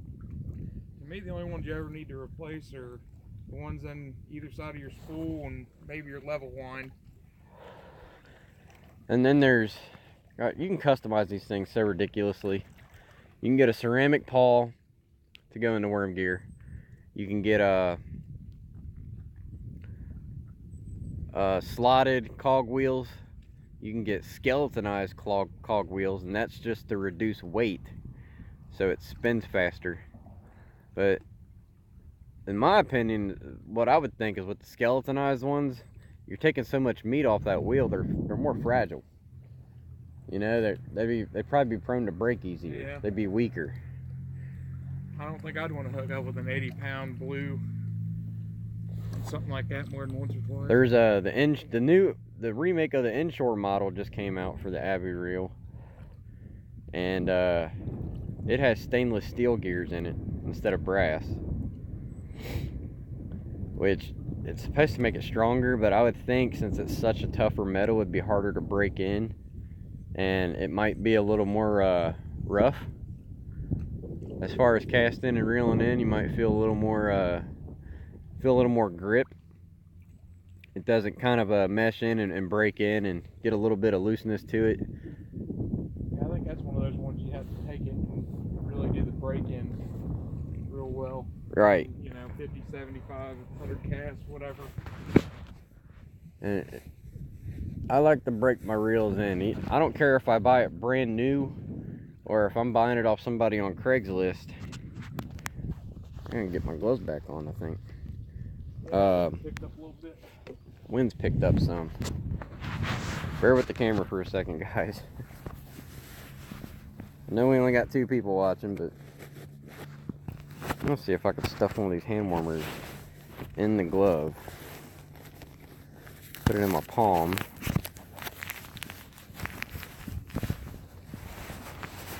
There we go. Keep my digits warm. That works amazing. Excuse the camera for a second, guys.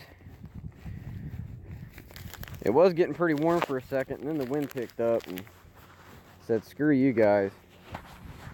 You're gonna get cold again. Yeah, they're gonna remind us it's December. Yeah. And the snow's coming.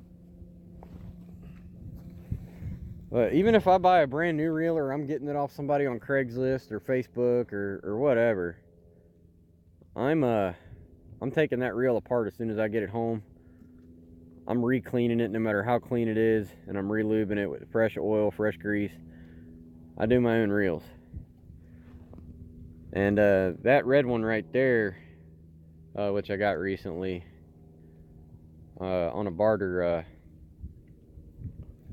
it was really, really old. The guy said it was smooth and ran good, and I got it into the car, and before I even left this parking lot, I started turning it and playing with it, and I was like, this is a little scratchy, feeling like it's got sand or something in it. So I got it home, I took it apart, I cleaned it, and the grease that was in there was so old it was like clay.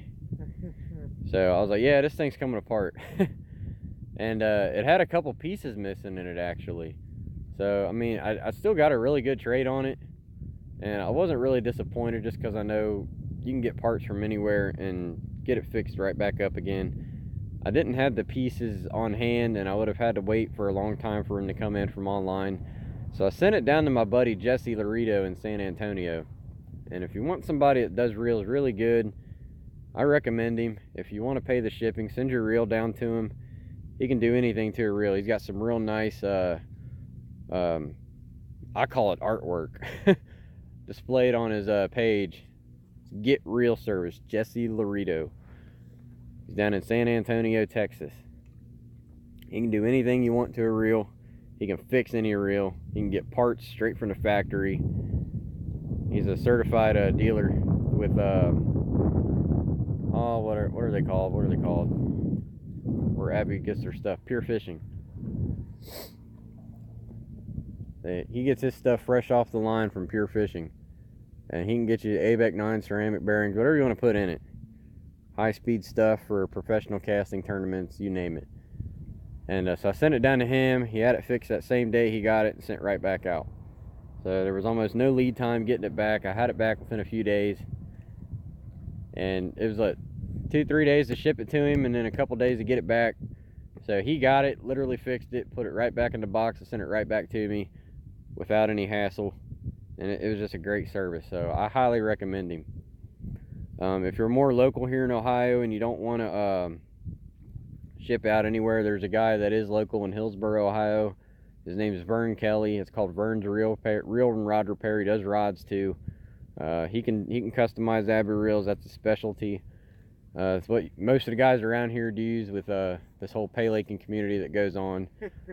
But Abus are pretty popular around here in the tri-state area, and he does specialize in fixing them up. So he is an option. But as far as anything else, if you got spinning reels, or even if you got some old antique stuff that you like to use just once in a great while, some old vintage reels, he can. It doesn't matter how old it is, what year it is, what model or make it is, he can fix it. Anything from a Zebco 202 all the way up to a $500 Abu Garcia gunner. And that's another stupid reel. It's a C3 with 5 bearings, and it's made out of gunmetal. The side plates are gunmetal, so it's got that brackish looking tint to it. Cool reel. I'm not paying $500 for it. Hell no. If you're looking into getting bait casters, I recommend the 6500 C3. Go on Craigslist, look for one. Go on one of these reel pages, an Abu Garcia group, any catfishing group. Somebody's going to be selling one of these things, especially this time of year. lot of people sell a lot of their fishing stuff gear off because they want new stuff for next year. They get sick of it, want something different. Get you a 6500 C3. You can't go wrong with them. They're easy to take apart and replace. And probably the next time I do one of my reel cleanings, I'll stream it and show you guys how I do it. I've did it before, but it was pretty crappy quality. So I'll show it to you guys again next time I do it. But you can get one, you can get a C3 for 40 bucks on Craigslist or anywhere on Facebook. And get one that's scratched up and banged up. It's not gonna hurt it. It just affects how it looks on the outside. And those two silver ones I got there, I probably couldn't sell those for maybe 40 bucks if I wanted to around here, because they're like, oh, they're rashed, you can't use those, that's ugly. It's got scratches on it. It's not meant to sit pretty and look on a shelf and look pretty on a shelf. But this one does have a 6-bearing upgrade in ceramic pawl on both these reels, so they will outcast the Black Rocket stock. You can get a 6000 for like 25-30 bucks. Go on eBay and order a couple spool bearings, put 2 spool bearings in it. You got a C3. You may pay 20-30 bucks for some brand new high-speed spool bearings. Put it in that $25 6000, and you're what, 50 bucks in, $50-60 in for a C3 that's just as good as a $120 one you're gonna buy at Bass Pro. They've all got the same drag, pretty much. Not one Abu's any better than the other. They're very, very highly durable reels. Highly durable reels. They'll last you forever. I think some of these are dated back to the early 80s that I got. So they got quite a bit of time into them, and they still work just as good as new. Uh-oh, I gotta plug my battery charger in. I gotta find my cord here.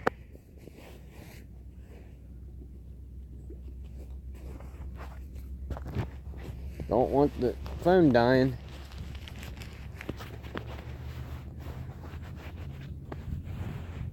There's the cord. Plug this into the phone. I gotta find my battery pack.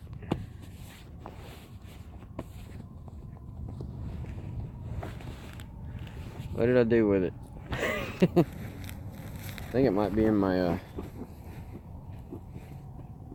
tackle bag.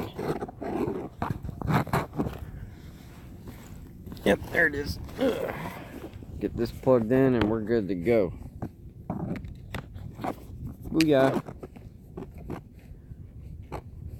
All plugged back up. Now I gotta get this crazy combination of gloves and warmers back on.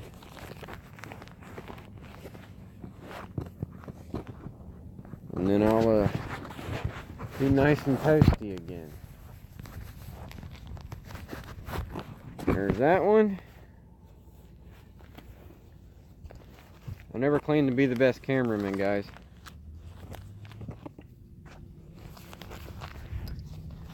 Looks like we got 2 people watching. Hopefully in the future we'll have more than that once the channel grows. I wanted to try to do something besides Facebook. I'm always streaming on Facebook, and I wanted to start branching out into YouTube a little more. It's definitely getting muddier. Yeah. Oh yeah. It's picking up. Ground was frozen solid when we got here. Yeah, if you're looking for a bait caster, get you a C3. Go on Craigslist or on a Facebook group. Get you a quick, cheap C3 or 6000. You can't go wrong with them. And if something does happen and you tear them up, you're not out a whole lot of money. And if all you do is put $30 worth of ABEX 7 spool bearings in it, you're good. Exactly. If you want a real cheap option that comes with a warranty, go to Bass Pro. You can get a Bass Pro Mega Cast MCM 2000. It's a $40 reel. It's got 3 bearings in it like a C3. It's only got 8 pounds of drag versus 12. But I've caught 30, 40 pound fish on them without much hassle. You'll just be turning that handle a lot with nothing happening. You might fight them a little longer, but that's half the fun. And they work real good. They got nice loud clickers. They're built pretty similar to an Abu reel, so to get you familiar with casting them and using them. And I think it comes with a 2-year manufacturer warranty. 1 year or 2 year. If something does happen on it, if a gear wears out or goes bad, or something breaks inside, you can send them in and get them replaced. You can take it up to Bass Pro and swap it out. They're not as high quality as an Abu, but they are nice. Do not, I repeat, do not get a Chinese Abu. Oh. Do not go to Bass Pro and get the 6600 SX because it's $80 instead of $120. Spend the extra $40 if you're going to get a new one and get the C3. Do not get the $80 6600 SX. Make sure that thing says made in Sweden. They are a Chinese reel, as are the 7000s. If you get one that says 7000 IC3, I stands for international, so it's either China or Taiwan or Korea. Some of them get made and outsourced into these Eastern Asian countries. They'll work good for a while, but they will not last nowhere near as long as a Swedish made reel. So be sure to do not get, if it will say made in Sweden on the right side plate. Always. The Chinese reels, the 6600 BCX, SX, STX, which is the newest version, they're the same reels, different models, came out newer years. BCX is the oldest, SX is still being sold, and then online you can get the STX, which is just a black version instead of red. It has a low profile reel seat that's offset up into the frame, so the reel sits lower. It's like a low rider reel. And they come with the bent handles and bent star drag, which is, I guess, nice.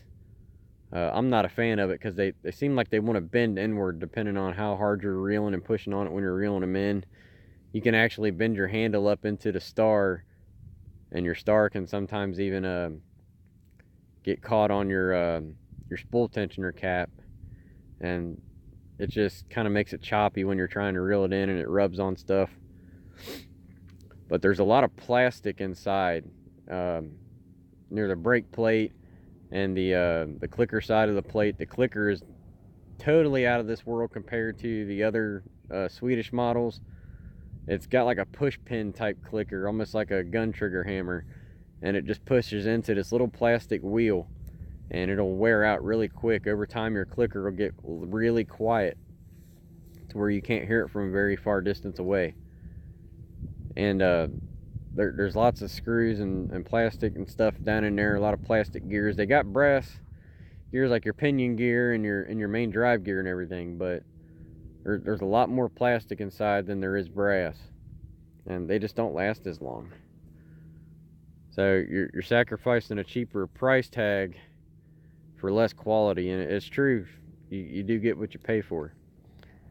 And I wouldn't pay $80 for a new one of those. I'd rather go on Craigslist and spend 40 or 50 bucks and get an older C3. That's what I use. I use older ones.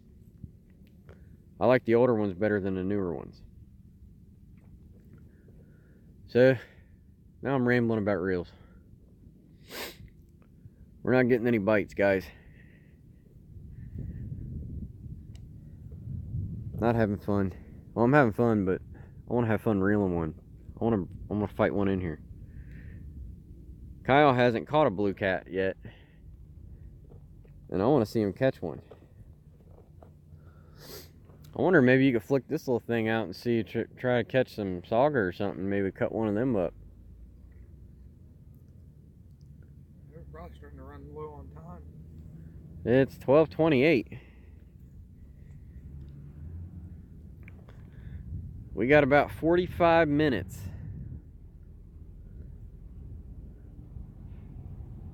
So hopefully we'll get a bite. Winter fishing's harder because they ain't gonna come to you. You gotta find them. And we marked some stuff out here. So it was in a good spot. It just wasn't, I guess, good enough yet. We'd probably do better if we were on a boat, but we don't have that option. So maybe next time when I go out for a winter trip, we'll maybe go hit a big hole, a big deep hole in the Great Miami River and see if there's a bunch of stuff schooled up in there. And we'll see how that does. I was hoping to get one on this combo right here. Not per se because of the reel, but more because of the rod. This is an older ugly stick, and I actually broke about a good 6 inches off of it. Got it caught in a door. Ain't that fun? This is the newer model here than this one. It's got a little bit more handle to it, and it's got that big nice ergonomic butt on the end of the handle to give you some better casting. And that one over there is an older one too, so that's got stainless steel eyes, and the other two have ceramic eyes. I was wanting to see how good my repair job held up. That's the original I-tip guide, but I had to shave down the blank to get it to go, to get the eye to go over it, and sealed it back up into place. I just want to see how good it did.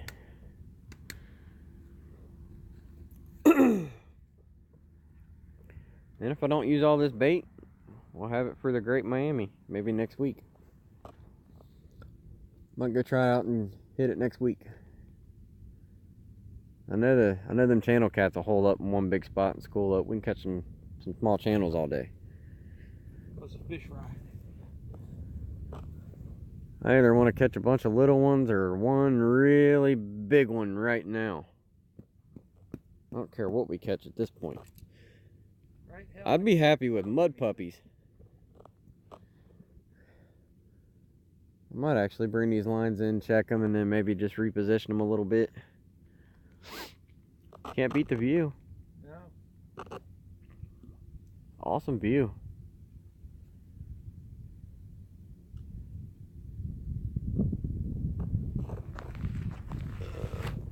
Take this glove off for a second.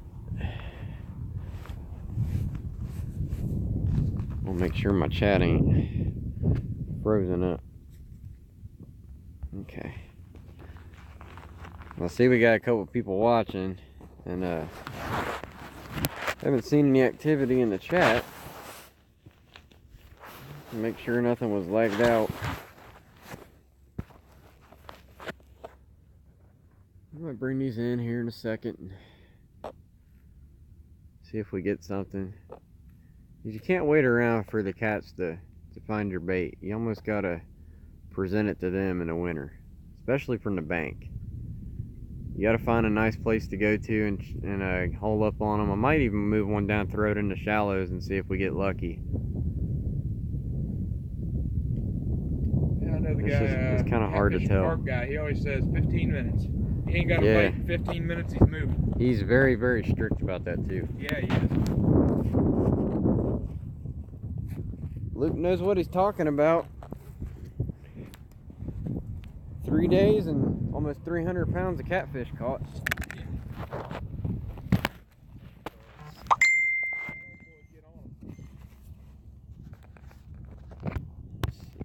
Switch this camera around.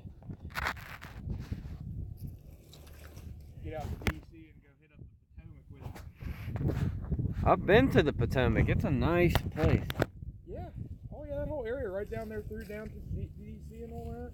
I went down there with Don Wheatley. He invited me to come out there, and we fished in a tournament together to advertise my lights. We caught 400 pounds of blue cat in 9 hours. Easy. And none of them were small. The smallest one, I think, was 16 pounds. And when that's your small for the day, you know it's a good day. We caught maybe 25 fish, give or take. And maybe 4 of them were 25 or less. Everything else was over 30. Wow. Lots of 30s and 40s, and it was getting down to the ounce where it was like, okay, this is We got a 42 pounder here. This one's 42 pounds. Let's double check them. And it was down to a couple ounces. It was a 2-fish tournament. We got second place.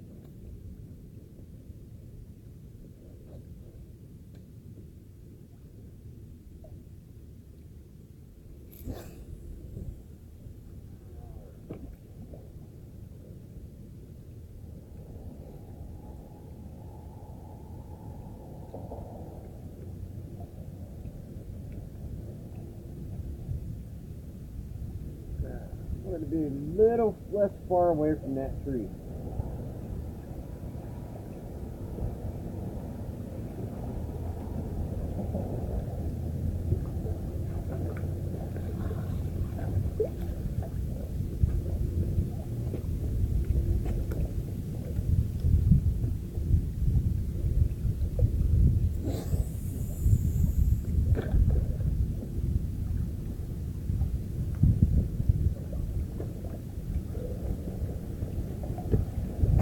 Alright, that one's in the shallows.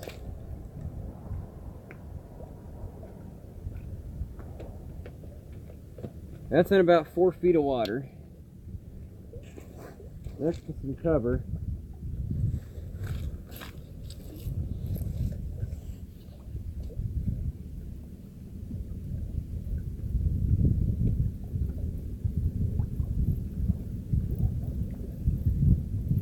I wouldn't even mind bringing one of these in and seeing a mud puppy on the line.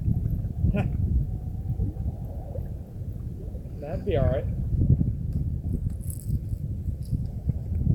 I like mud puppies.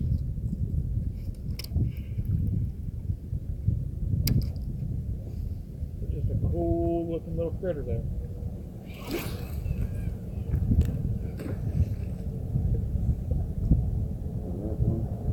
So you did the bearing upgrades to those?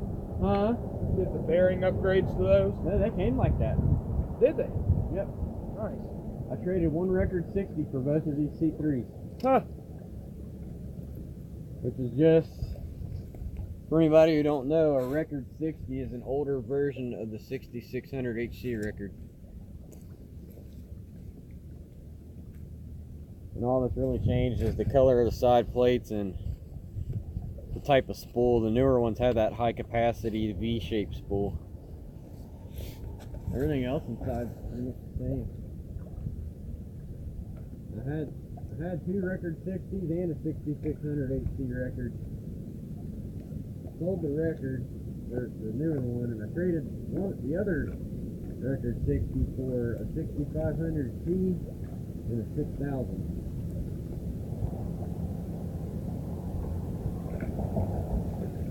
Yeah, sold those.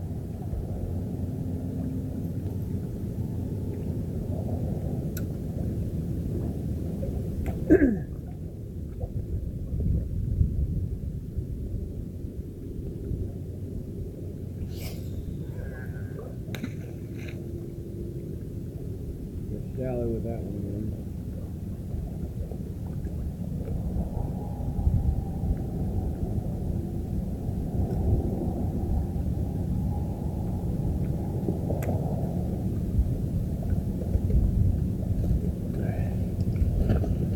Alright, let me pick you guys back up here. Got my stuff recasted.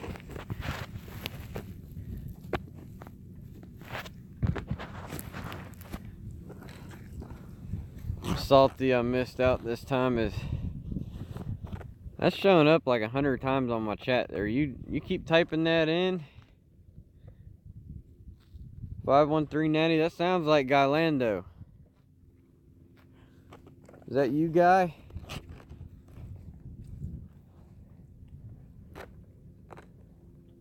Guy's been down here with me before too. I'm not taking off my gloves again to scroll up the chat. It's too cold. You guys are just gonna have to repeat yourselves. No offense. We're turning it into ice cubes ourselves. It's like 25 degrees. We got ice on the line. Thank God the wind ain't dying down. You can see some of the ice there.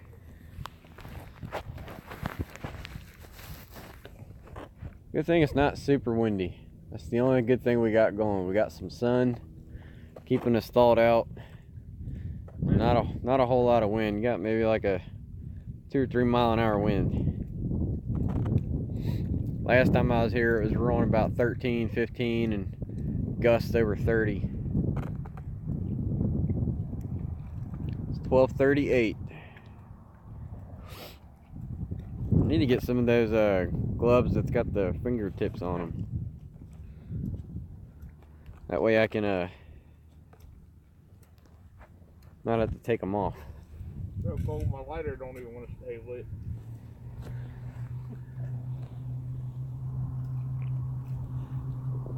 This is my first time fishing this cold.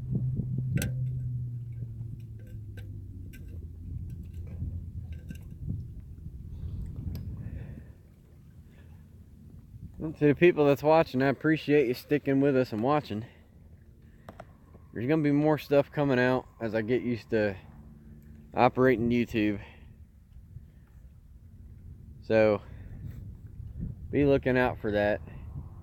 If you don't mind, do a subscribe and like the video, share it, let other people see what we got going on, and hit that bell icon so when new stuff does come out, or if I go live again, you guys will be the first to see it. Tighten this line back up a little bit. Yeah, I think we're about to hit the GMR next week. Yeah, I think next week we'll go to the Great Miami. Sounds like Kyle's wanting to go with me. I got vacation time I got to get burned up. What a better way to use it than going fishing with Tim. So we'll try to maybe see what day's the nicest for that week, or at least the sunniest, and we'll hit the Great Miami. I don't like the way the camera operates on this thing. I gotta like go sideways with it, like selfie mode. There we go. Let's try this way.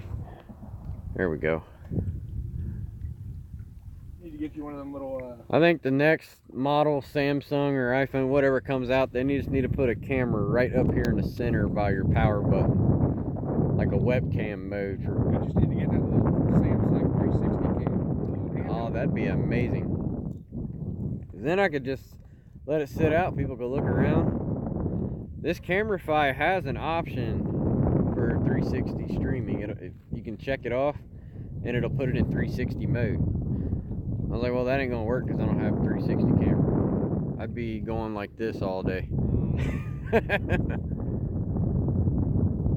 That'll probably be the next thing out come out. Give it about 3 years. These things will come standard with a 360 camera in them. There'll be like a little ball here in the corner of the phone. Guarantee it'll come out soon. They just ain't figured out how to engineer it into a phone. I guarantee that'll happen.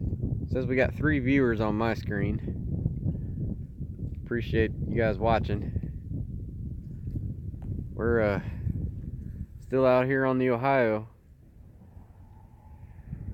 Pretty soon I'm gonna hook up with one of these days, probably come spring, I'm gonna try to do some little competitive streams. I'm gonna try to get Chris Flores in on it. I doubt Steve Douglas would have the time. He's a pretty busy guy. I'm gonna ask him anyway. Luke Henches, another fishing show, Greg and Pete, they already said they was wanting to do it. We'll do like a bank versus boat type deal, or Ohio versus whatever state they're in. So if me and Muddy River Catfishing's doing it, it'd be Ohio versus New Mexico, Blues versus Flatheads. we'll just kind of do like a little friendly contest, go for like 2 hours and see who can get what. Maybe we'll make a little wager. 5 whisker sticks versus a Muddy River cat bobber. Whoever wins gets the other's prize. Sounds kind of fun. I'll take that bet. I challenge Chris Flores. He's got a few more years of experience on me, but I think I could pull it off. I was talking to him on the phone the other day when we was talking about this contest, and I asked him how deep that river is in the Rio Grande where he's fishing all the time.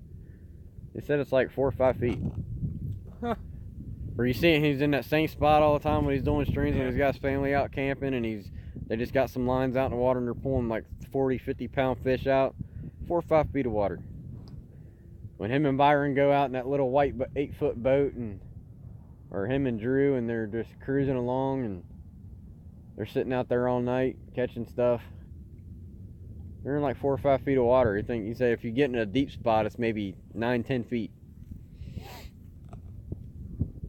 Now, you don't have to fish in something as deep as the ocean to get big monsters.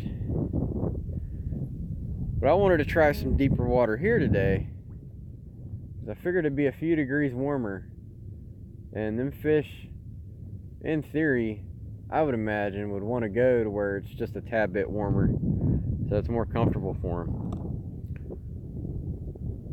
But it's not working in our favor so far right now. We haven't even got a bite. I thought I had one tap on that far one, but could be wind. Because if a blue takes it, there's not going to be no nibble. It's just going to bend. You're just going to see your rod instantly hammer over. Speaking of Muddy River catfishing, don't forget we got that contest going on, guys. You guys got till January 7th to get your ideas in. Start coming up with some ideas to different ways to use these whisker sticks. I can't tell if that's the wind or something's being screwy with it. Maybe it's Mud Puppy.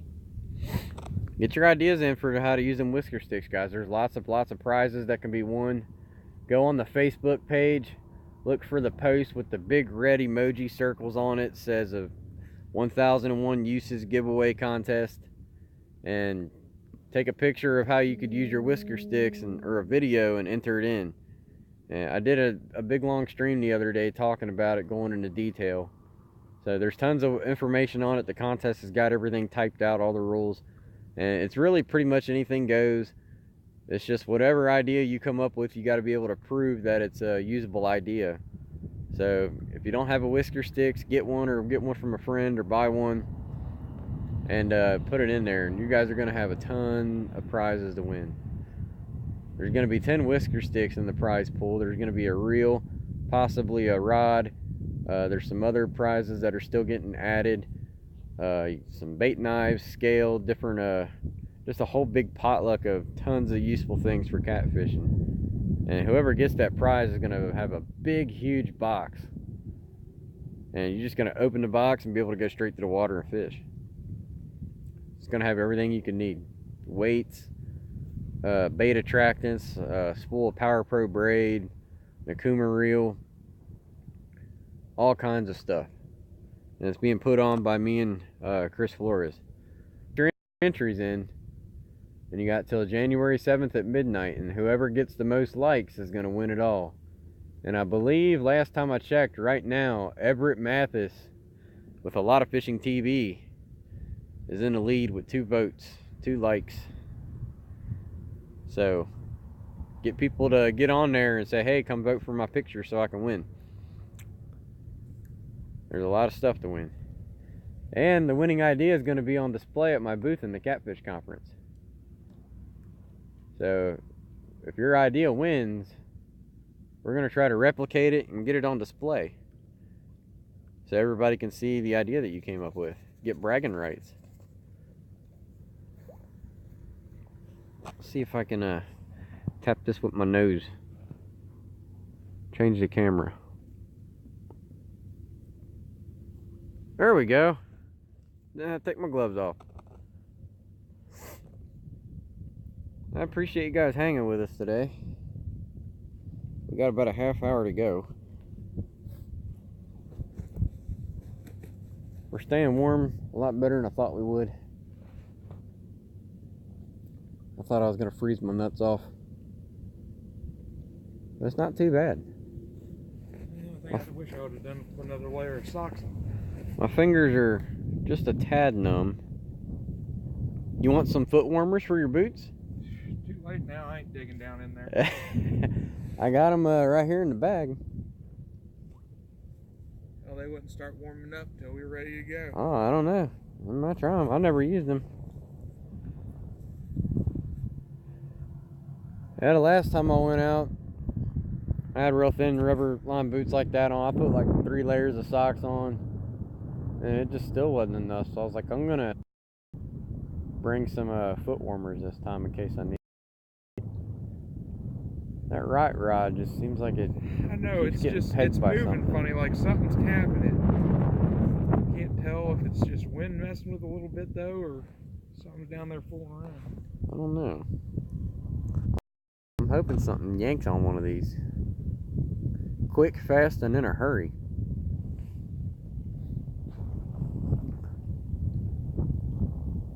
Don't forget Monday coming up, guys, too. We got Catfish Weekly's 200th episode.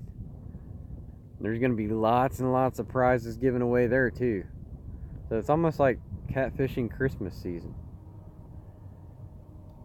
It's Christmas time for catfishing. There's going to be hundreds of prizes to give away on Catfish Weekly Monday, the 11th. That's coming up this coming Monday. So be tuned in on YouTube, Catfish Weekly, 8 o'clock Eastern Time, 7 p.m. Central. And it's probably going to run well over a couple hours. I don't think they're going to be able to get it done in an hour. Lyle's going to be turning that rigger wrap wheel so fast and so many times, it's going to burn the bearings up in it. Glenn's going to have to send him a new rigger wrap wheel. Lots of prizes to give away. There's going to be whisker sticks to be won. There's going to be survivor units, hooker's terminal tackle, whisker wear apparel, catfish conference prizes. Everything that's been on that rigger wrap wheel all this time, there's going to be tons of that stuff, and there's going to be way, way more on top of that that's going to be eligible to win too. This is going to be prize after prize after prize all night. Lots of cool guys on the show talking that night. And I believe the following Monday, 2 Mondays from now, Chris Flores is going to be on there talking with Doc and Lyle for the next episode, 201 episode. One of these days, I'm going to take a day off work and get on that show and hang out with them too. I work second shift, so as long as I've been wanting to get on that show, I ain't been able to set the time aside to get on there and chat with them. But maybe one of these days I'll get on there this year. My vacation time resets in January. First day in January, I get all my time back.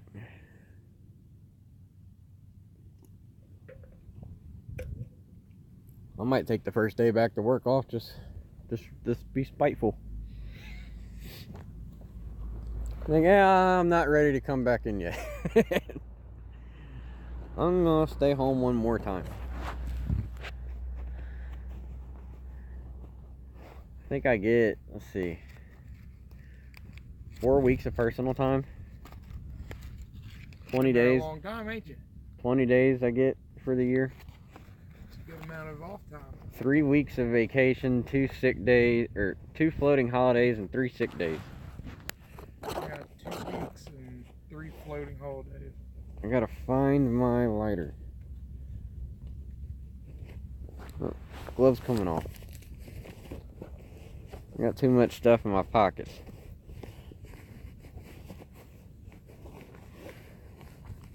$12.52, guys. We're getting into the home stretch. Looks like we might not get nothing. But I'm always cursed. It seems to be like whenever I start packing up is when I start getting attention on these lines.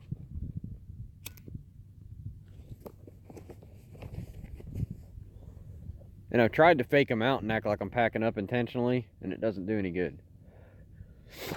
But when you know you gotta go and you're flat out of time and you gotta get back, you start putting stuff up. That's when your rod starts hammering down. And of course you're not looking because your back's turned to it, so then you miss it. Yeah, but that's why you use that hooker terminal tackle so you don't miss it. Yep. They got good hook sets. That blue I caught a couple weekends ago down at Meldal Dam. I couldn't stream it because the signal was bad, but I pre-recorded it. Yeah, he was like maybe 7-8 pounds. He was a nice little fish though. He wasn't big. Get in there, heat pack. That was a good looking fish though. But it hooked him straight through the skull. He was not getting off. Putting my glove back on, guys. I did that to a sucker fish with one of these 10-aughts. I don't know how the hell I landed him, but it went straight through his mouth. Through the bottom, top. He was hooked all the way through and out the top of his eye. I've caught 2-pounders on them big 10-aught mad catters. Even on these little 8-aught reapers. Caught everything from 30 plus down to like a 6-inch baby channel cat. I don't see how it got in his mouth. But he hooked up good on it. Right in the corner of the mouth. Caught small carp on him. I had a 4-inch crappie live as bait last fall. Not this past fall. No. 2016? No, it was last spring. So it was right after the last conference. And I went to East Fork. And we were had a 4-inch crappie on there as a live bait trying to get flatheads. And I reeled it in to check my bait, and it felt heavier than the bait was on there. I was like, oh, maybe I got a little tiny one. It was a carp, 2-pound carp. Mouth was no bigger than the size of a nickel, and he was on that 8-aught.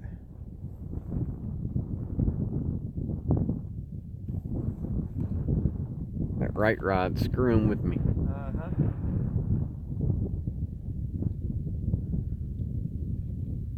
I don't think we're gonna get any luck. I'm starting to get doubtful, guys.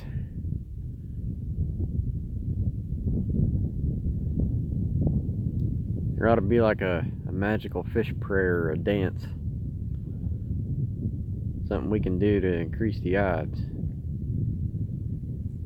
We got line rattles on, Santee rig, keep the bait off the ground and sinking in the mud. We got fresh cut bloody bullheads on there. And they're just not seeming to want none of it. And we targeted some stuff in here. We seen some big arches.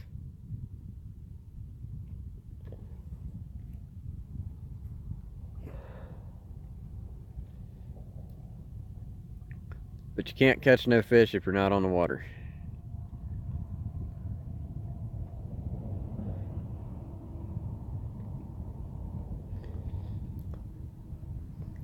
Hopefully we'll do better when we go down to the conference fish in Louisville area. If you guys are able to go, I recommend going. Conference is gonna be a blast. Kyle said he's probably gonna try to come down for the Saturday. I'll be down there in my booth all weekend. I'll be down there Friday evening, setting up the night before. And I'll be there till it's over late Sunday. But that Saturday night when it's over, I'm trying to coordinate a bank fishing event. We'll get somewhere like this where there's lots of bank space for everybody. And we'll get out here and throw some lines out. Maybe try to catch a few. Trying to get Chris Flores interested in it. If we can find a good enough spot and make it happen, he's game. So Chris will be down there fishing with us if we set it up. So you guys will get to fish with Chris Flores. You get to fish with me. Bill from old Bill from Panfish on YouTube. He's wanting to do it. So there'll be lots of all your favorite YouTube anglers down there. A lot of fishing TV, Twisted Fishing TV, Frank Neely and Everett Mathis. You have Muddy Water Fishing with John Liberty and Justin and Jeff, his crew. They'll be coming most likely. Trying to talk Luke and coming down Northwoods Angling, see if he wants to get on some winter blues. It should be a pretty fun shindig, weather permitting. If the weather's too crappy, then maybe we'll just all hang out inside somewhere and socialize and have a good time. But regardless, I'm fishing.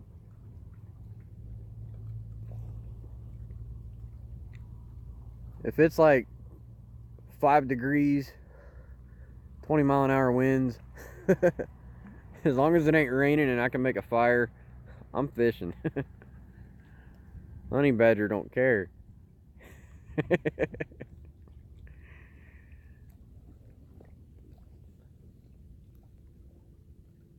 I swear something's messing with that on that right rod, man. I almost want to check it and see if we got a mud puppy or something playing with it. There is a lot of cover over there.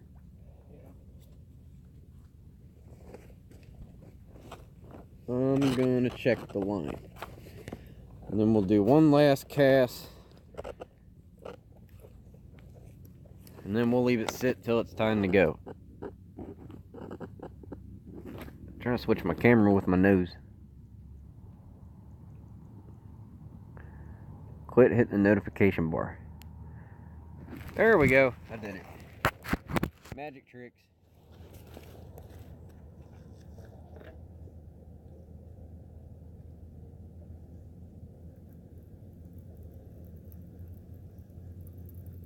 Don't feel anything fighting back.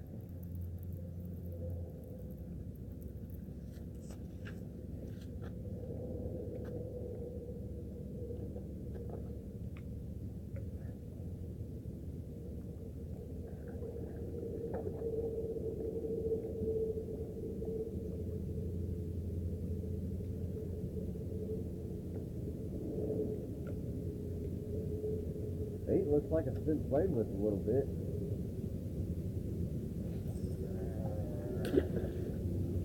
Throw it short.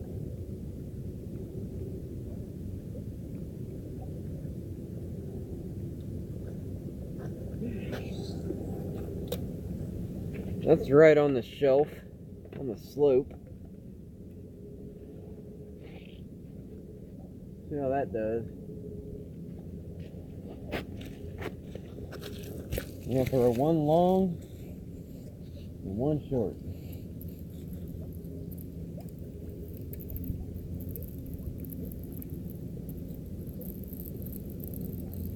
That rod started to load up. I thought I had something.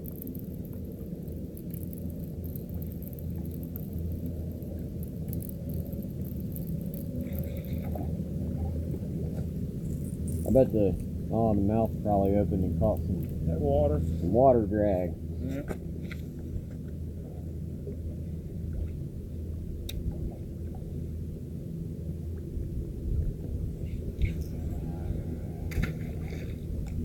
Hello?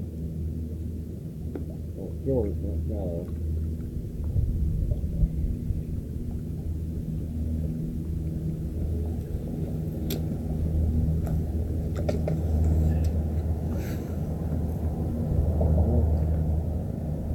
This one out here is pretty cool.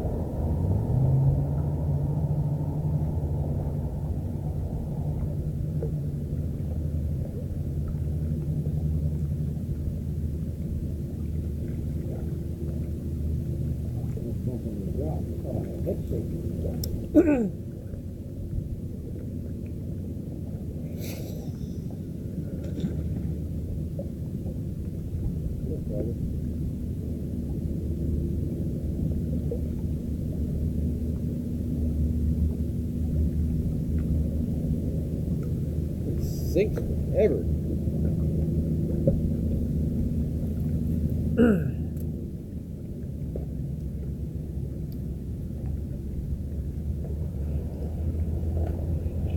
Alright, guys. Pick you guys up here. Stuff this battery in my pocket. Alright, we're back. Starting to get a little slidey and muddy over here.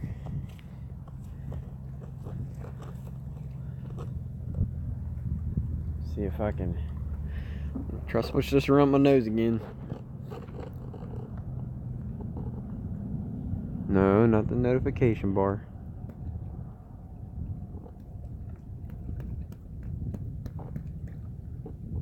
I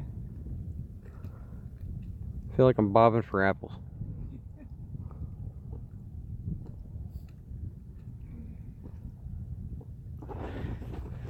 It's not working. There we go. Okay. We're back out. Nobody wants to see my ugly mug. right up in the camera's face.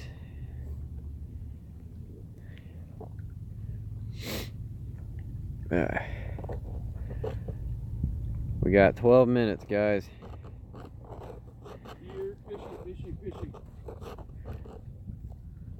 Probably about 10 minutes, actually. Need to cut out a couple minutes early, give us time to get stuff back up to the car.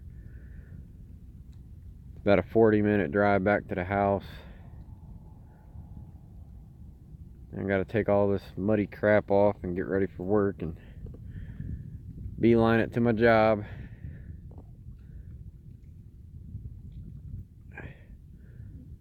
So hopefully we got a home stretch blue coming. If I'm gonna be late, it's gonna be because of a big monster. Good reason to be late. Then it's worth it. My boss might not understand. So you were late because you were playing with a fish. Yes, sir. I guess that's a good reason why I am the boss. That's why we got personal time. I still got some hours left, so I got a whole week's worth. I got. It'll just cut away a half hour out of my time. So we're good.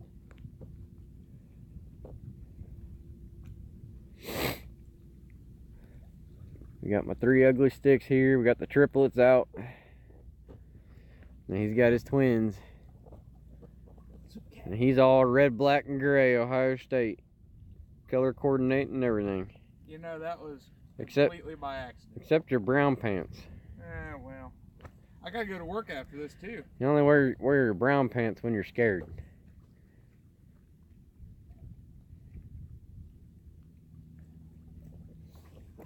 Then if you have an accident, nobody will know. I probably would crap myself if we got one of them nice big Ohio blues on here. That's a good thing you got your brown pants on. Right. There we go. That's how it was last time I was here. We sat here for like 3 hours, not a nibble. I said I'm getting ready to end the stream. We're going to move to a different spot, and then a rod doubles down. And I missed it. Tried to reel down on him, and he shook off.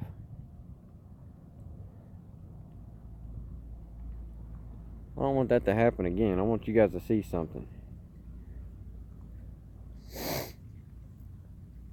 But all in all, we had a good chat listening to me talk. You got some education on some Abu reels. You got to see what we're doing and how we use it and our rigs, and you got a demo tour of how the deeper sonar works in the beginning. Got to see what that looks like. It's worth the money if you can afford investing into it. It's a real good investment. I'm actually planning on selling mine, not because I don't like it. I just fish so many of the same spots all the time anymore. I pretty much got them memorized, and I only use it when I go somewhere new.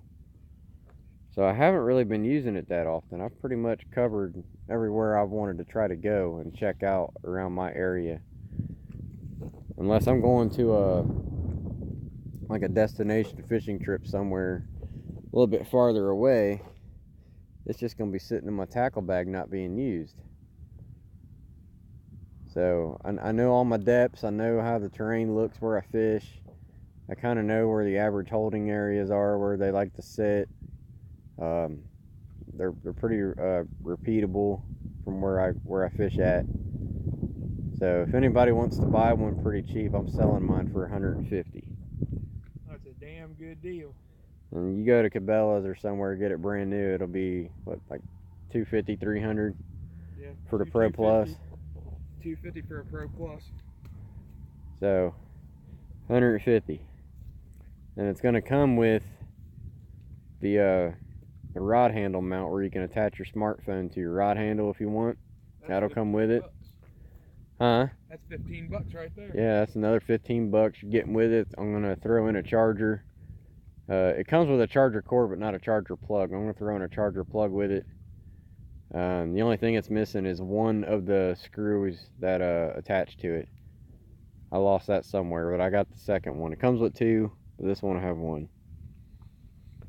So it's for sale. You can send me a message if you're interested. I can ship it anywhere. So if you're watching in Texas and you want it, I'll ship it to you. It'd be like probably $6-7 in shipping. Not too expensive. If you're a bank fisher or a kayak fisher, you want to try one. You can use it on your boat, even if you got a big bass boat and you ain't got $1,000 for a nice fancy one. You can buy the boat mount attachment and you can put it on the back of your boat. It'll work. It's got a boat mode. It tracks the GPS off your smartphone, so it'll show your position on the water. You can set waypoints and everything like you do the other ones. It'll tell you where you're at in the water with your smartphone's GPS. And then you can let it sit and free floats in the back of your boat and scans down and tells you what you can see. Anybody that's local and might be interested in something fancy for a bait tank system, I got that 200-gallon live well I'm selling too. It's a nice setup if you got the room for it. I was asking for 300, but I knocked that down to 152. Only stipulation is you got to pick it up. That's a steal of a deal. I can help you load it, but it holds 200 gallons. It's insulated. It's running right now in my backyard. Water's not frozen over. I think the water's like 40 degrees, and even in the summertime when you get into the 90s and 100s, it hasn't gone over 76. 3-stage filter system, holds dozens and dozens and dozens of bluegill and shad, and no, I actually haven't put shad in it. Creek chubs is what I meant to say. You can put creek chubs, suckers, crappie, bass, whatever you want to use for bait. Bullheads, carp, keep anything alive. You catch a 20-pound carp and you don't want to cut it up and freeze it right away, but you don't want to let it go back. You want to use it, put it in that live well. It'll stay alive in there for months. And then you can keep big, huge carp to save for cutting up later. So you'll have fresh bait when you want to go out for a night. Well, it's about 1:10, guys. I think I'm going to cut this off so we can start packing up. Doesn't look like we're going to get anything. If we do happen to catch something while we're packing up, I'll try to record some video on regular camera and I'll post it afterwards. But we got to start getting going so I can get to work on time. I appreciate the guys that watched. We got about a good 2.5 hours of fishing in today. We gave it a good shot. We're going to get back up to the car and warm up. And tune in next week. We'll try to get out to the Great Miami one day next week and see if we can get on some nice channels and flatheads.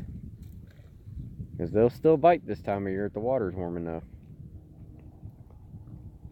We'll catch you guys next time. Thanks for watching. We'll see you.